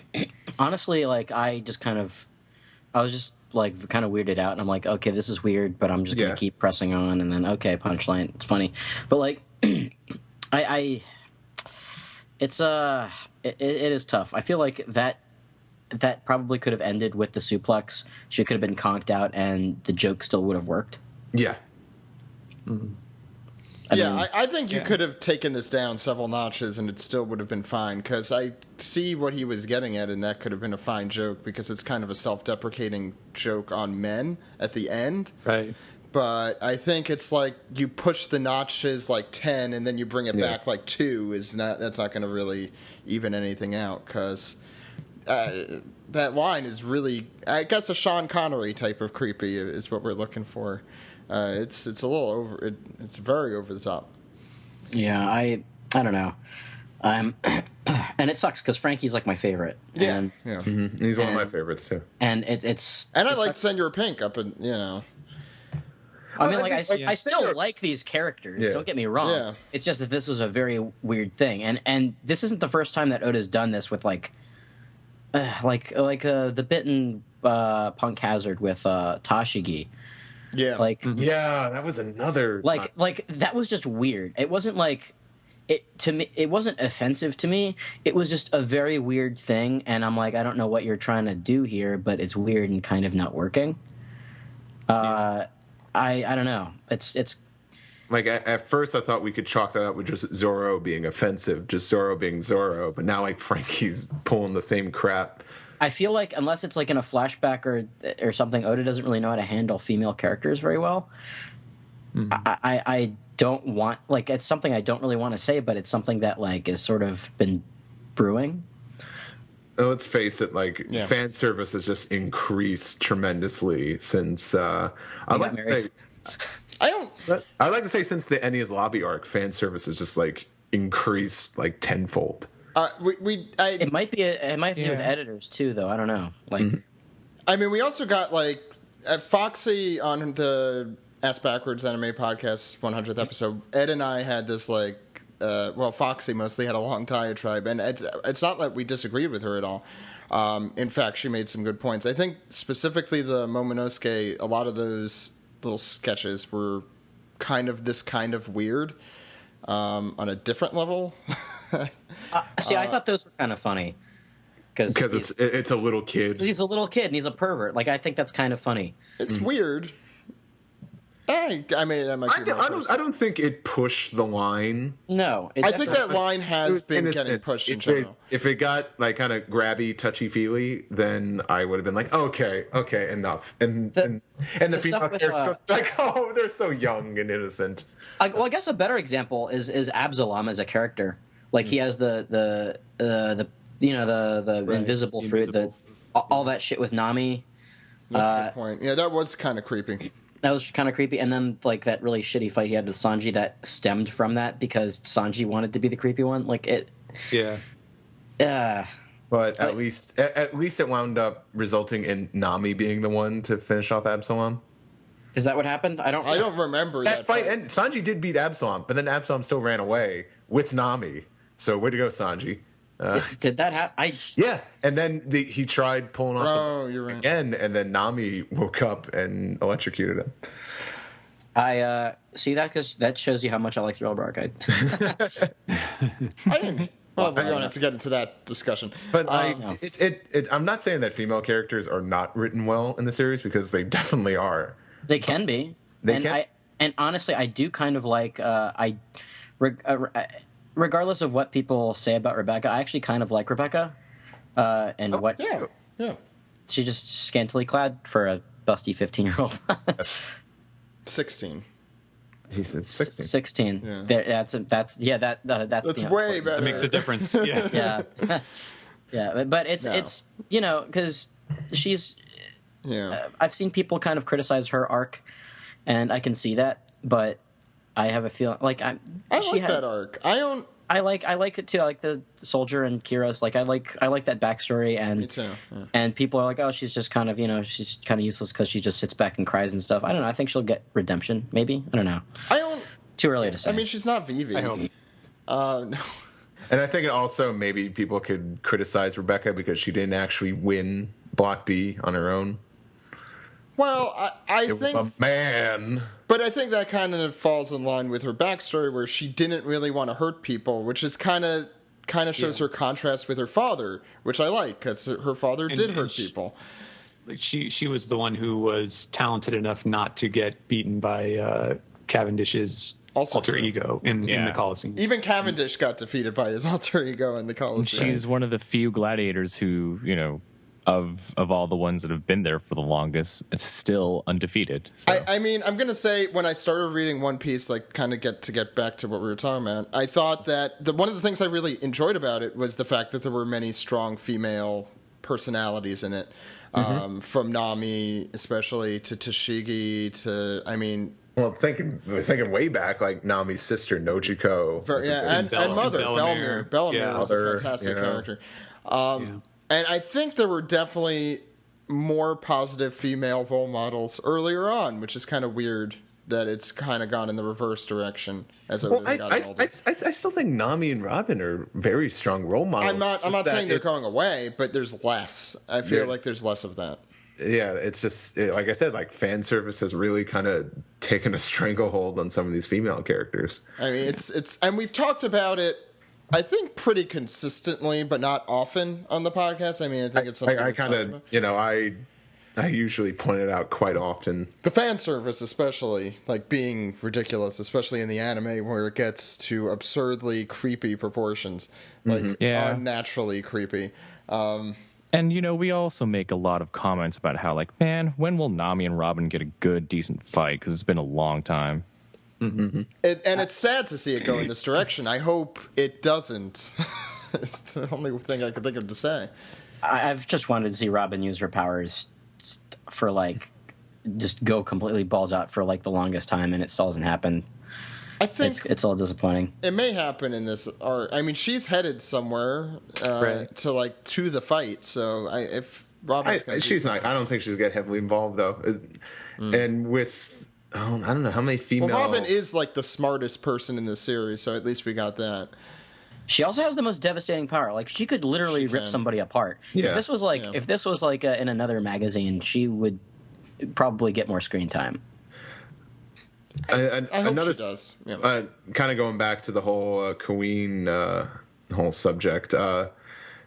This, even though it would be hard to kind of pull this off, even though because kind of Senor Pink already fills his role. Say if it was just a giant baby, just like what's the first like Spirited Away, just giant baby. Yes, giant man baby, something like that. Doesn't have to gender. Same situation. The manager is just giant man baby. They could do this whole thing, except with Frankie kissing him. Unless he kissed him on the forehead. Shake hand, kiss baby. Shake hand, kiss baby. Shake baby, kiss hand. I think you could still get the same point across. Like, I think it would be stronger. It'd be like, oh, it's like you're just still a little kid, but we're manly men. And I think it would have been funnier. This just comes off as offensive to me and creepy. Anyway, I guess beyond that, this was such like a powerful feeling I had. I pretty much forgot everything else that happened in this chapter. Yeah, well, let's see. We did actually shed some light on, I think, kind of like the final untouched aspect of the arc, which was Princess Manchuri, who had been just sort of lurking in the background. We finally get to see her. Seems like that story is about to come into play at last. So I think in terms of plot moving forward, there was a little bit between the other stuff, but I think we're definitely in the middle of the like setting up all the individual fight stuff at this point. That's what it seems like to me. I hate to do this to you guys, but the whole Manchuri thing, it just kind of brings up misogyny to me again. Why? Really? Oh, because she's It's asking a damsel in distress. Damsel in distress. Well, I mean, come on. That I think is kind of a stupid nitpick. Yeah. No. Hear me out. Here's the only reason why I'm a little disappointed. I'm not pissed off. I'm not going to Tumblr and ranting my ass off right now. You're going to the podcast and ranting. Yeah, I'm gonna go into the podcast. It's a much larger podium. Well, now they can hear me. Or you could go to steveyurko.tumblr.com for your questions or comments or theories. No, the only reason why I'm a little disappointed is because from the way the Tontadas described her at the beginning, saying kind of how much of a brat she was, I was really hoping that she was kind of, how the Tontadas are gullible. Yeah. I would have thought that the schmucks were just like, hey, just stay here and live here for a while. She's like, okay, but I want sweets, I want a couch, I want a television, like just be like a big baby. And just be a brat. Another giant baby? How many giant babies can we have? 2. I think we all know. She's a Tontata, though. Won't be giant. I think we found out Steve's fetish, giant babies. Fuck off. No, I just thought that maybe it was kind of like, let me think back. Dragon Ball. Remember when Oolong was first introduced? And he kidnapped all these girls from this one village? Yeah. And he thought like, oh my god, he's evil. He kidnapped all these girls. You go back to his palace and it's just all these girls just lounging around. And just, he was just spoiling all of them because they're brats. I was kind of expecting that with Manchuri, but she's kind of just crying, so. I don't want to judge that. I'm not saying so soon. Yeah. I mean, I do hate the cliche damsel in distress thing, which has happened in One Piece more than once. Strong World and Robin's arc, and it's not even like she's calling out for all her fellow Tontadas to save her. She's specifically calling out for Leo. Right, so there's something between them personally, and there we'll see more of her in the future, and it will get a better picture of what she's actually like, I think. Mm-hmm. Yeah, and I want to judge that yet. We could judge that later. Saying those are just my first thoughts. I'm very interested to see what her power is, though. Right. Yeah, that was interesting. Do you guys have any theories on a happier note? We know so little about her that I'm not even going to begin to think about it. Maybe it's the anti-sexist fruit, and it's going to save all of the One Piece world from sexism. It's the anti-sewing fruit, since Leo has sewing. You mean the string fruit? Oh, snap! The string cutting fruit. There you go. Oh. Seam rip. Yeah, we've been waiting for the anti-Doflamingo fruit. Maybe that would explain why she would be locked away. No, that's what I'm talking about, though. Like I feel like I've been yelling this unto deaf ears that Leo is going to be the key to defeating Doflamingo. So when I really hope so. Yeah. So when Leo finally confronts Doflamingo and Doflamingo's string powers are useless, are we gonna get a Doflamingo Eneru face? I hope so. Where we finally see Doflamingo's eyes popping out of the glasses that are probably shaped like his glasses. They definitely will be. I've been saying this too. I really hope Leo, if we're gonna have a new crewmate, I hope he is the crewmate that we choose from this arc. If we're gonna have one in this arc, yeah, me too. Because he has a devil fruit. Cool, that's always fun to have. He's a Tontada, so that's different. And he has a good personality. He's kind of tontada-y. Being a tontada and all. And I think as we get more and more with him, the more I feel confident about that. Because there's really no one else in this arc that would fit. And I know we're going to get emails and stuff saying that, no, what about Rebecca? It's no, we're not going to drag her away from her father after she meets him for the first time. Yeah, that's exactly what I said in the panel at AX. So, I mean, if I have to go through the crewmate thing, Leo would fit very well. Plus, I'm very interested just to see, not his backstory, but how he's connected to all of this. Because there's clearly something bigger happening. Anyway, I think that was a very long manga recap for what it was. Next week, as we said, there's going to be a color spread, and we're going to also have the return of the character poll. So we're excited to go through that with you guys. But for the moment, are you guys ready to get into the next segment? Yes. Okay. Sound more excited, Steven. Okay. Perfect. Okay. Perfect.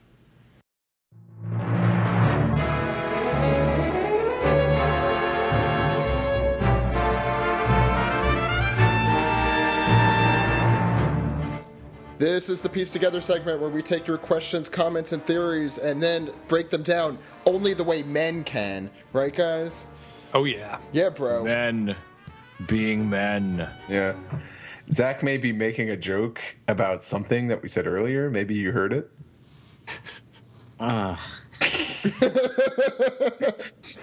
Let's start with Reddit. And please forget about what is just happening here. Frankie Centaur asked, will you guys sing Sogekin's song at the Otakon panel? Yes. I did. I wasn't aware that Sogeking had children. Sing his son? Sogekin. I get it. Oh, Sogekin. Clever, Steve. Do we sing it in Japanese or do we sing it in English? Both. Same time. Yes. Maji. Oh, it's in recording now, so you have to do it. I guarantee you that that when you come to the Otakon panel, you will have a lot of sort of fun times ahead. Back to you, Zach. Next question. Renfield 89 is the way I'm going to pronounce this. Did any of you cringe at Oda's treatment? So we've talked about this pretty in depth of Queen, but I'll let him or her talk about it a little bit. Senor Pink essentially tells her to know her place when it comes to business between men. Frankie makes it plain that women aren't to get worked up over men kissing them, and the women's reactions is fangirling over said sexism. I've begun to feel that Oda's treatment of many female characters would be hard to justify to any potential female readers I would have recommended the series to. I know that there are counterexamples to this one, but this was also the same arc Oda introduced Rebecca, the half-naked teen quote-unquote warrior, whose fighting strategy is avoidance despite planning to kill Doflamingo somehow. What do you guys think? See manga recap. Yeah, I mean, well, I guess the question to kind of turn into something different is: would you recommend this to female readers still? Or is it harder to? I wouldn't even say it's harder to. This is one chapter out of like 700, like 755. Like, yeah. Honestly, I personally think One Piece reads much better when you read it by volume. When you read it week by week, it's fun, but it's a lot easier to read, and I think you get more out of it if you read it via volume. And one chapter out of that many shouldn't deter you from a series. Next. Yeah. Oh yeah. I don't know. Oh yeah, bro. Okay. Snakebit 1995 says, has there ever been a moment of One Piece when you groaned in sheer annoyance or frustration for a character or at the show itself? See manga recap. He mentions Vivi screaming at Alabasta. Oh. Okay, if we're going to go down that route, Perona, like, as a whole, yeah, Vivi.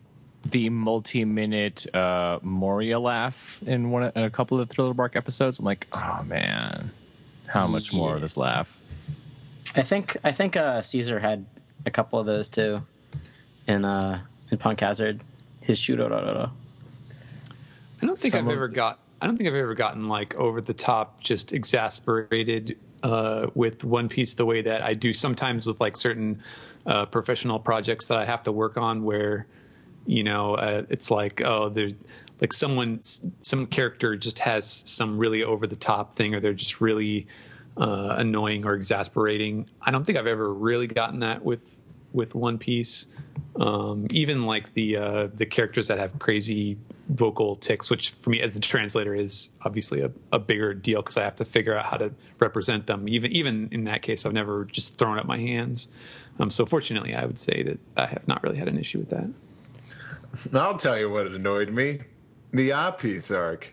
Okay, my name is Isaac Schrader asks.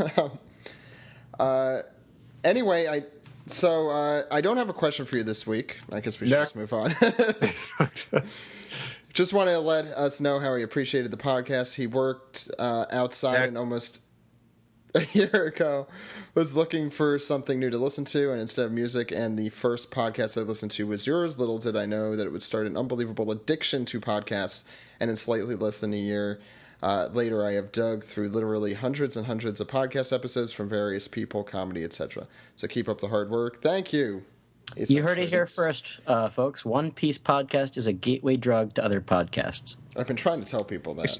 If we could turn this into a question by saying like, what other podcasts, just like one or two or whatever, do you guys listen to, aside from ours, obviously? A few. Yeah. Recently, like I've been Nerdist, because they also make a good amount of Simpsons references. And I've been listening to Star Talk a lot, although their editing is sometimes iffy, which me and 5 other people notice. Those two I've been listening to really consistently. Steve or Dude or... I mention it a lot. I listen to the Thrilling Adventure Hour. It's my favorite thing. Yeah, and Steven, and Jammer as well. We're all big fans of Thrilling Adventure Hour. Yeah, you talking about it a lot is what got me into starting to finally listen to it, like almost a year ago. Yeah, so there's that. I tend to like comedy podcasts. I like Super Ego a whole lot. Yeah, I just started listening to that. It's great. Super Ego is amazing. Yeah. And I was recommending that to Steve. Yeah, Steve. Is that the improv one? Yeah. Patton Oswalt makes frequent appearances. Yeah, the older seasons you have to buy, but they're worth it. And I've been kind of balls deep into Harmontown lately. You're really going with that the balls deep thing this week, huh? My balls are just kind of stuck. I can't really see them. I'll just read through my list quick. Bagged and Boarded, Radio Lab is an amazing podcast, and everyone should listen to that. My Star Trek nerd Mission Log recently, and the Weekly Shonen Jump podcast. I'm sure several of our listeners listen to. That is a consistent thing for me as well. Oh, I should also mention Comedy Bang Bang is really amazing. Anything on Earwolf is pretty good, and they do good stuff. Yeah. I really like in addition to some of the things mentioned, like the Thrilling Adventure Hour. I enjoy the Mark Maron's podcast, the WTF. He does interviews with various comedians and actors and such, and that's always really cool. I also like the Dead Authors podcast, which is that's Paul F. Tompkins.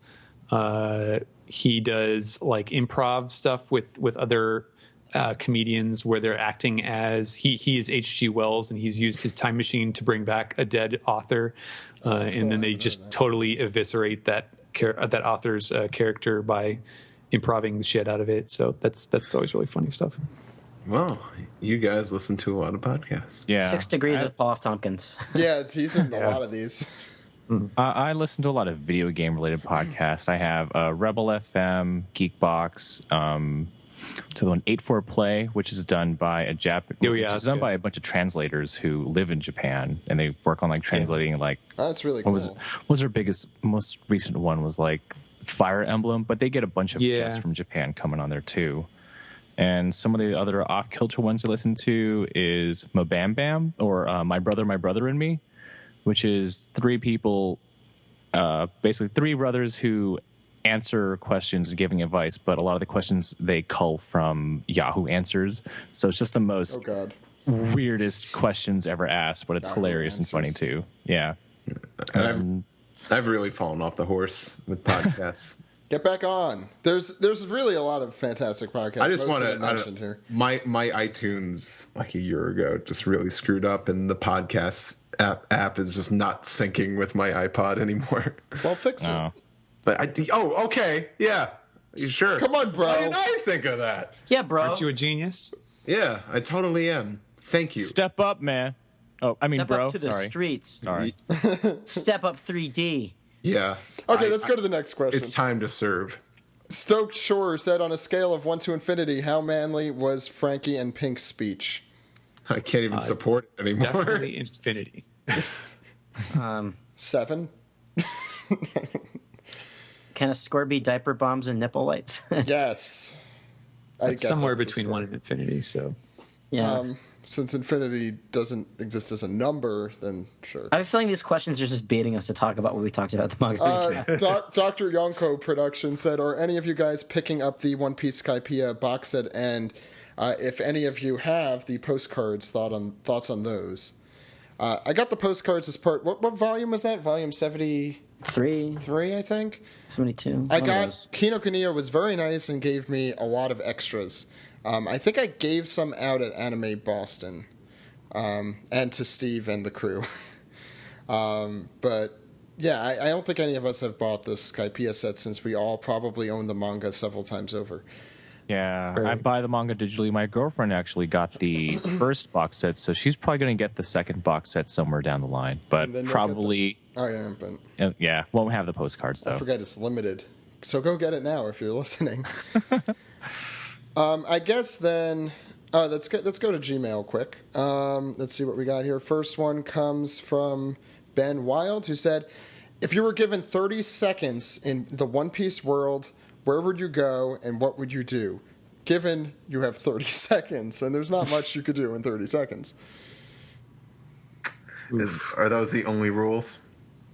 There's only one rule. It's you're given 30 seconds. I'm going to assume that these are like Alabasta countdown seconds, and they actually take a minute each. Good. I like that. 30 minutes. I like that. Can you survive on Amazon Lily for 30 seconds is the key word. Yeah, if I could be invisible, could I just chill out in the Amazon Lily bathhouse? Whoa. Bro. Jeez, bro, what is this, the SBS? It's funny how I just I talked about all this sexism in the previous manga recap. I'm like, I want to see the naked goyles. And then you become a 1920s stereotype. It became 4-Kid Sanji. Look at those goyles. It has awesome food. That's what I want to know. Like, where can I get a quick bite? Oh, the Takoyaki stand. Dunzo.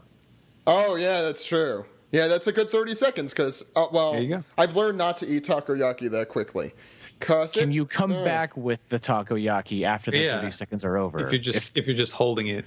And plus, you could have like a quick 30-second conversation with Hachi, which is as long as it should be.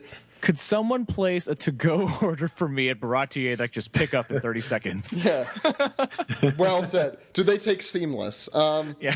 No, better. You go to Baratier and you spend 30 seconds just going over to people's plates eating shit. And by the time somebody is like, oh, get this guy out of here, you're already gone. It'd be perfect.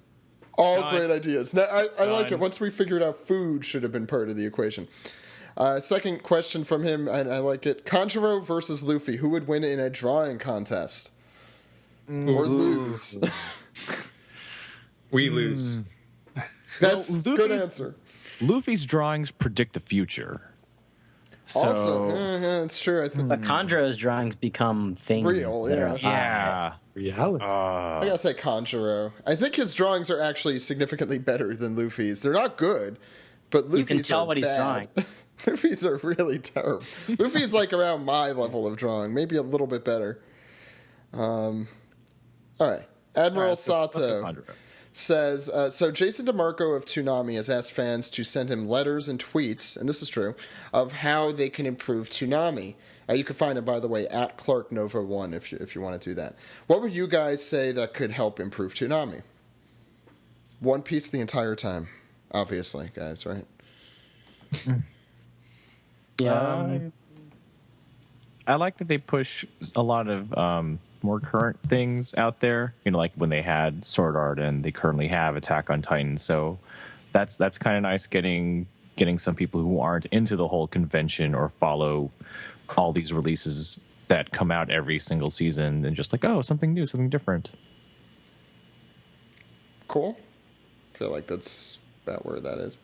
Liam Tasker says, when Kinemon saw that Zoro had Ryuma's sword, he freaked out and attacked Zoro. Do you think that part of the Wano arc will revolve around basically that? Yeah. Getting attacked? No, about the sword and him. The mystery behind the sword. That's perfectly, I'll take Ed's line, that's perfectly cromulent.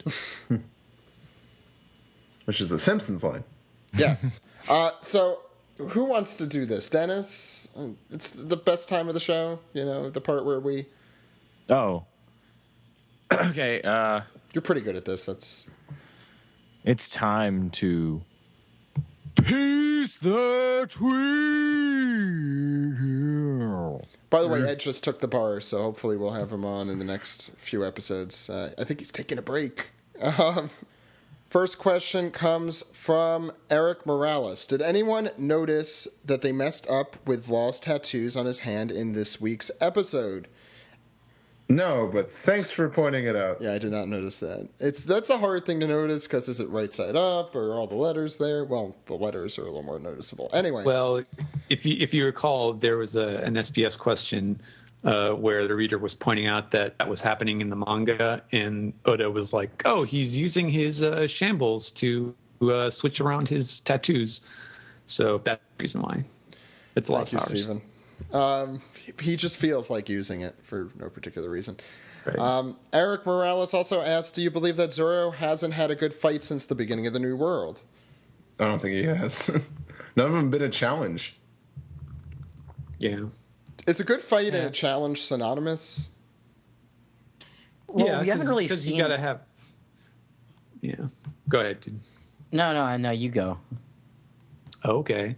Well, yeah. I mean, I think if it's going to be a good fight, you want to see some back and forth. You know, you want to if it's going to be a challenge to him, you know, he needs to struggle a little bit, or to to overcome the enemy's moves. And it doesn't seem like Zoro has had any issue whatsoever since coming back. He's just been overpowering everyone.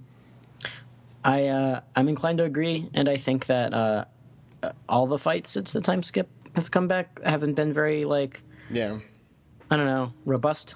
I think we're going to have one with Doflamingo because he's kind of crazy powerful, as we have noticed. So I wouldn't be that surprised. Steve, you have a question for us too, right? Yeah, we skipped didn't. Yeah, we didn't do this one last week, and it kind of pertains to what we were saying 2 weeks ago. But let's see if Steven remembers. Remember we were talking about with Daruma, with the eye closed? Yes. Kagehise asks, do you think Zoro closing one of his eyes has to do with the Daruma that Steven mentioned last week or 2 weeks ago?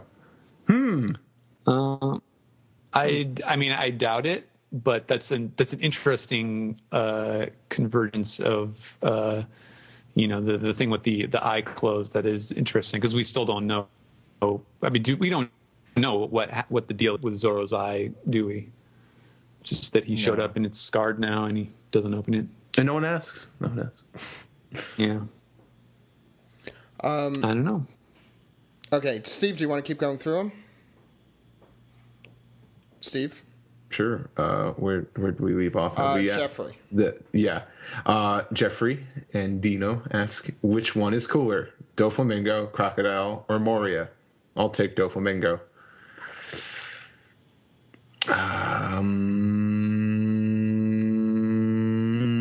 I think I'm going to go with Crocodile.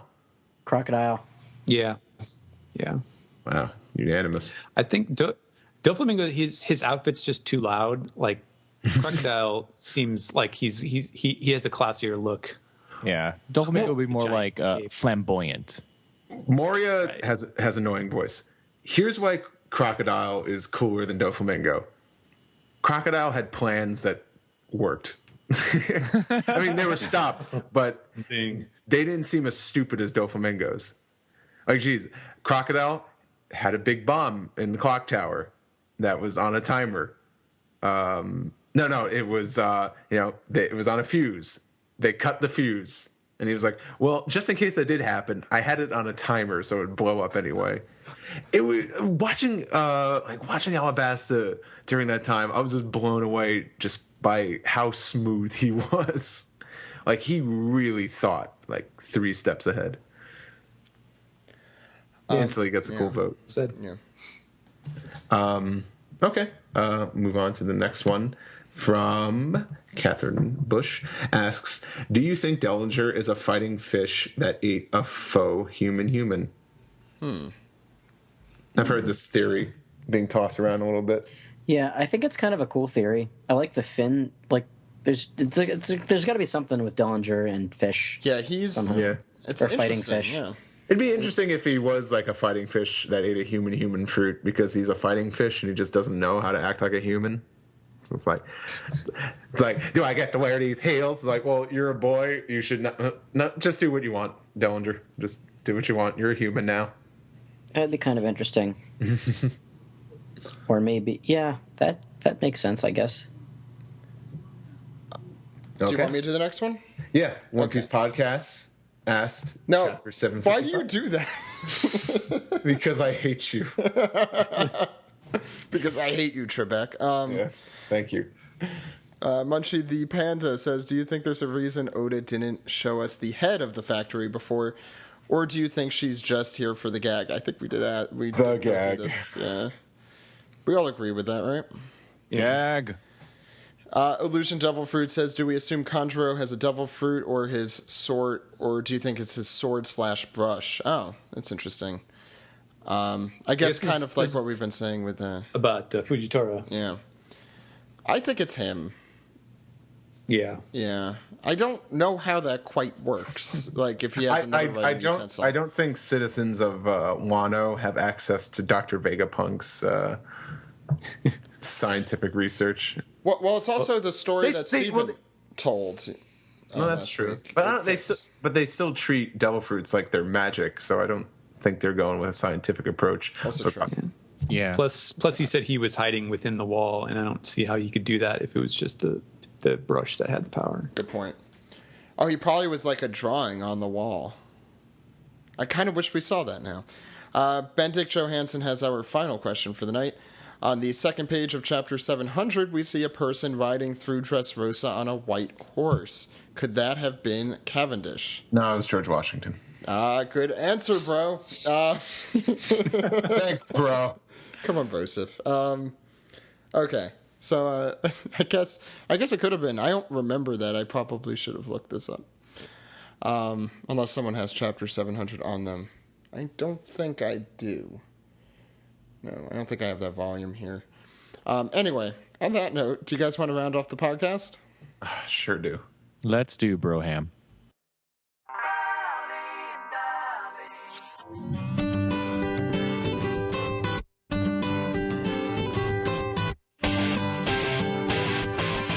This has been the unofficial One Piece podcast, episode 331 for the week of Monday, August 4th, 2014.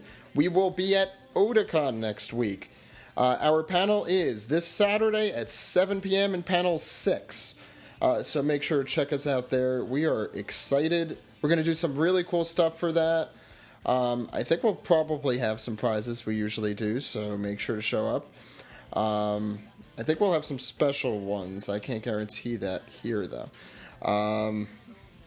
And yeah, it'll be fun as always. Also, the One Piece Film Z premiere is going to be that same day. It's going to be Saturday at noon. These are all, of course, Eastern time, since it is in Baltimore, which is on the East Coast. If you want to check out what's going on during that, follow us at One Piece Podcast and all the other ways that we're going to mention in just a couple minutes. I think, though, before we go, we should go around the table, see what we're all up to. Dennis, how's everything going? Where can people contact you? Oh, yeah, everything's going really well. You can find me on Twitter, which is at Ichnob, ICHNOB, where I'm currently doing a freebies for followers giveaway, where every now and then I'll give away something that I picked up either at Comic-Con or at AX, just some random tchotchke that I have too much stuff. So, yeah, if you're a follower of that, you can maybe win something. And I do a podcast about cosplay called Cosplay Jam. You can find that on skcosplay.com. Dude, where can people find you? Well, you can find me at Dude Exclamation at Twitter and also on Tumblr. SuperArtFight.com. We've got a Super Art Fight show coming up in Baltimore at the Autobar, September 20th. It's going to be beach party themed. It's going to be a lot of fun. You can also find me in about a month at Baltimore Comic Con, September 5th through the 7th. And then a week after that in Bethesda at SPX, the Small Press Expo, where I will be with Steve, selling all sorts of art and stuff. Oh, yeah. Yeah. And also listen to the Super Art Fight podcast. I was on the last one briefly at the very end, detailing my synopsis of The Godfather, which up until at that point I had not seen ever. So check that out. Steven? You can follow me on Twitter at Translatosaurus. And if you are free on Wednesday afternoon, me and my buddy Jason, who is totally a bro now, we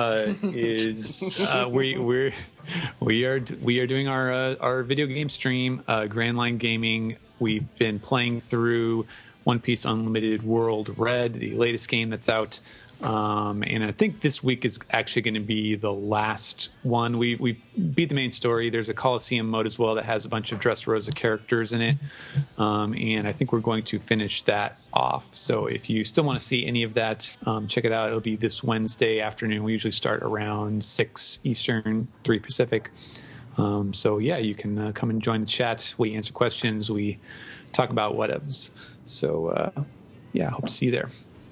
And Steve? Well, you could listen to me on the One Piece podcast. That's at onepiecepodcast.com. And I'm just not going to just joke anymore because you guys are just being silent, completely silent, besides that white noise that's coming out of someone's microphone. Hey, bro, listen. Well, besides that, I will be at Otakon and Artist Alley at Table U2 for the weekend. When I'm not at the panel and I'm not at the Z premiere, that's where you could find me. Come by, say hello, buy some prints, buttons, commissions, whatever. And of course, I'm an artist, so you could always find me at steveyurko.tumblr.com or steveyurko.com, and follow me on Twitter at steveyurko. You also have your comic that finally is in some new pages for me because I had read up until 2 weeks ago. Yes, for people that did read the early printing, the preview printing I've had of it, now you're seeing some brand spanking new pages out of my webcomic, Jason, the Princes of the Universe, as the main cast expands, and we're getting much closer to the big adventure to Texas. Spoil it, why don't you? Okay, so... It's in the first 10 pages. I was going to say... Now I know the story. Well, you should. It's the first 10 pages. You got to know the story. So who wants to tackle the contact information? I don't. Who wants to? I'll give it a try, bro. Okay, dude. Okay, bro. Well, Thanks, dude bro. is also a way to say bro, I guess.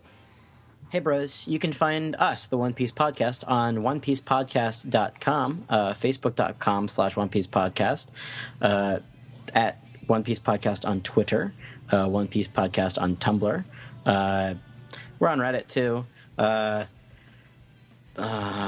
feel like I'm missing a really important one. onepiecepodcast@gmail.com, and onepiecepodcast@friendster.com. No, we're on SoundCloud now. Oh, we're on SoundCloud. That's new. Yeah, it is new. Now just tell us about that new thing, bro. So we were getting requests for SoundCloud to see if we could download, which I was under the impression for some reason that we could, but it turns out that you can't download off of SoundCloud. But you could get the app and listen right off of your phone, or you could listen straight on the website. It streams there. You could actually comment on certain time marks on the episode, which is really cool. So if you hear a joke that you like, you could pause it and write a comment right there saying, wow, that thing Zach said is really ridiculous. Or that thing Steve said wasn't ridiculous, and that's why everyone was silent. Or too soon. Or thanks, bro. Or cool story, bro. Or bro. Come on, Broseph. Looking kids guy, bro. Anyway, so it's a really cool platform. It is replacing our MP3s. For those who do want to download, we will try and think of a alternative measure. It's just MP3s are kind of this impractical, somewhat obsolete-ish kind of thing compared to our M4As. They're bigger, they take up more bandwidth, they do less, they sound worse. So there's not a lot of positives to come from that. So we'll think of an alternative. You could also listen to us, of course, on Stitcher and on iTunes. Make sure to subscribe. For those wondering, Steven and Ed, episode 121, Green Day Sucks, is now working. Because it wasn't just Steven and Ed. It was some other random person who commented on our iTunes that episode 121 isn't working, guys. I'm like, what? Who cares? But okay. Green Day apparently does suck enough for people to ask for it. Green Day sucks again. Green Day still sucks. When Ed does a podcast episode, I hope that's what he calls it. Be more of like just a big middle finger to everyone. Dude, I completely cut you off. No, you didn't. Well, I took over for you. I kind of sabotaged what you were going through. Okay, well, it's okay. I've come to peace with what I was going through, and I think that's all I have really. I can't think of any other places that we're on. You can't think of any? I think I got them all. I think there's one. What? There's one other. Steve, do you know what the last one is? Maji. Yeah, so our phone number is 347. Oh, our phone number. Crap. Our phone number is 347-497 Maji. 347-497. Oops. I said the Maji part first and the 347 thing second. Our phone number again is 347-497-6254. Call any. Oh. I was hoping to beat the gun. Call anytime. Call anytime, damn it. With your questions, comments, theories, and for God's sake, how you do this, bros. Get this together. Come on, bro. Call me, bro. Peace the tweet. Cup of coffee. Yeah. Ooh, yeah. Let me tell you something. You got eyes for Elizabeth. So for the unofficial unofficial One Piece podcast, everyone. The princess's name was. You ever meet Haystacks Calhoun? My name is Zach. Was a mountain of a man. My name is Zach. I sent him home to Mom EET. Are you still doing Macho Man? It sounds like you're doing freaking. It's Leonard Ghostal. Yeah, no, it sounded more like you're doing the guy from like the end of Big Lebowski. We'll see you next week, everyone. Goodbye. My name is Steve. My name's Sam Elliott. You turn the page. You wash your hands. Dig it. Just wash your hands. Turn the page. Wash it. Oh, I'm nauseous. Man Sherry over here. レインボーさコバルトブルーな色を重ねていこう Crazy crazy レインボーさ Twinkle twinkle レインボーさ瞳に映った悲しいリアルを壊せぬくもり付きの羽をあげようシュールなだってほしい心から歌うのさ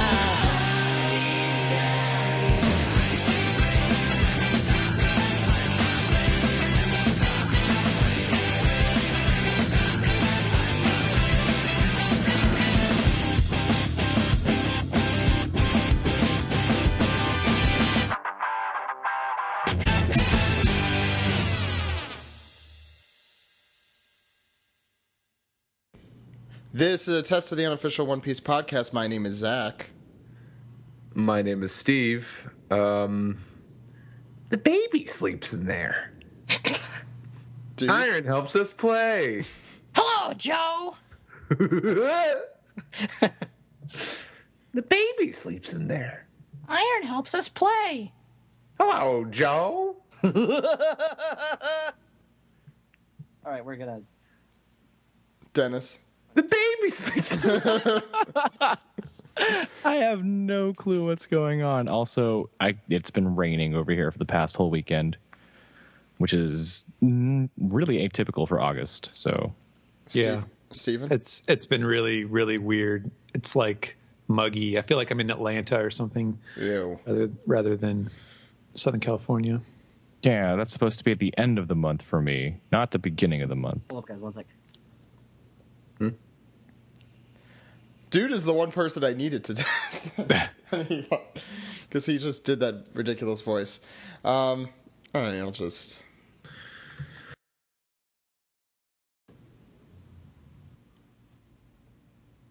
Wait, let me make sure I can find it.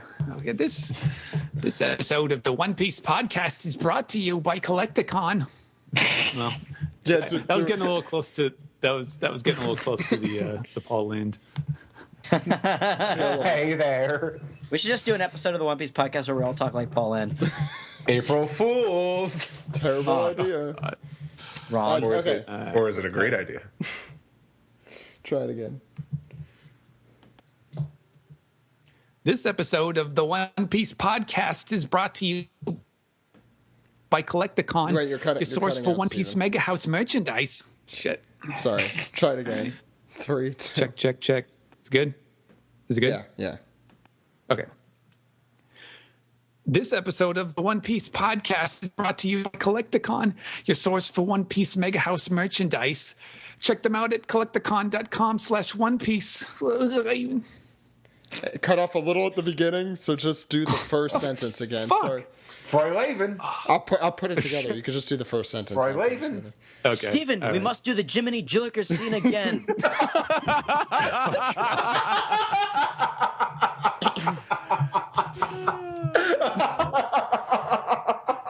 I'm sorry. I kind of face planted my desk. I was laughing so hard. 3, 2. You're gonna roll with the Simpsons stuff.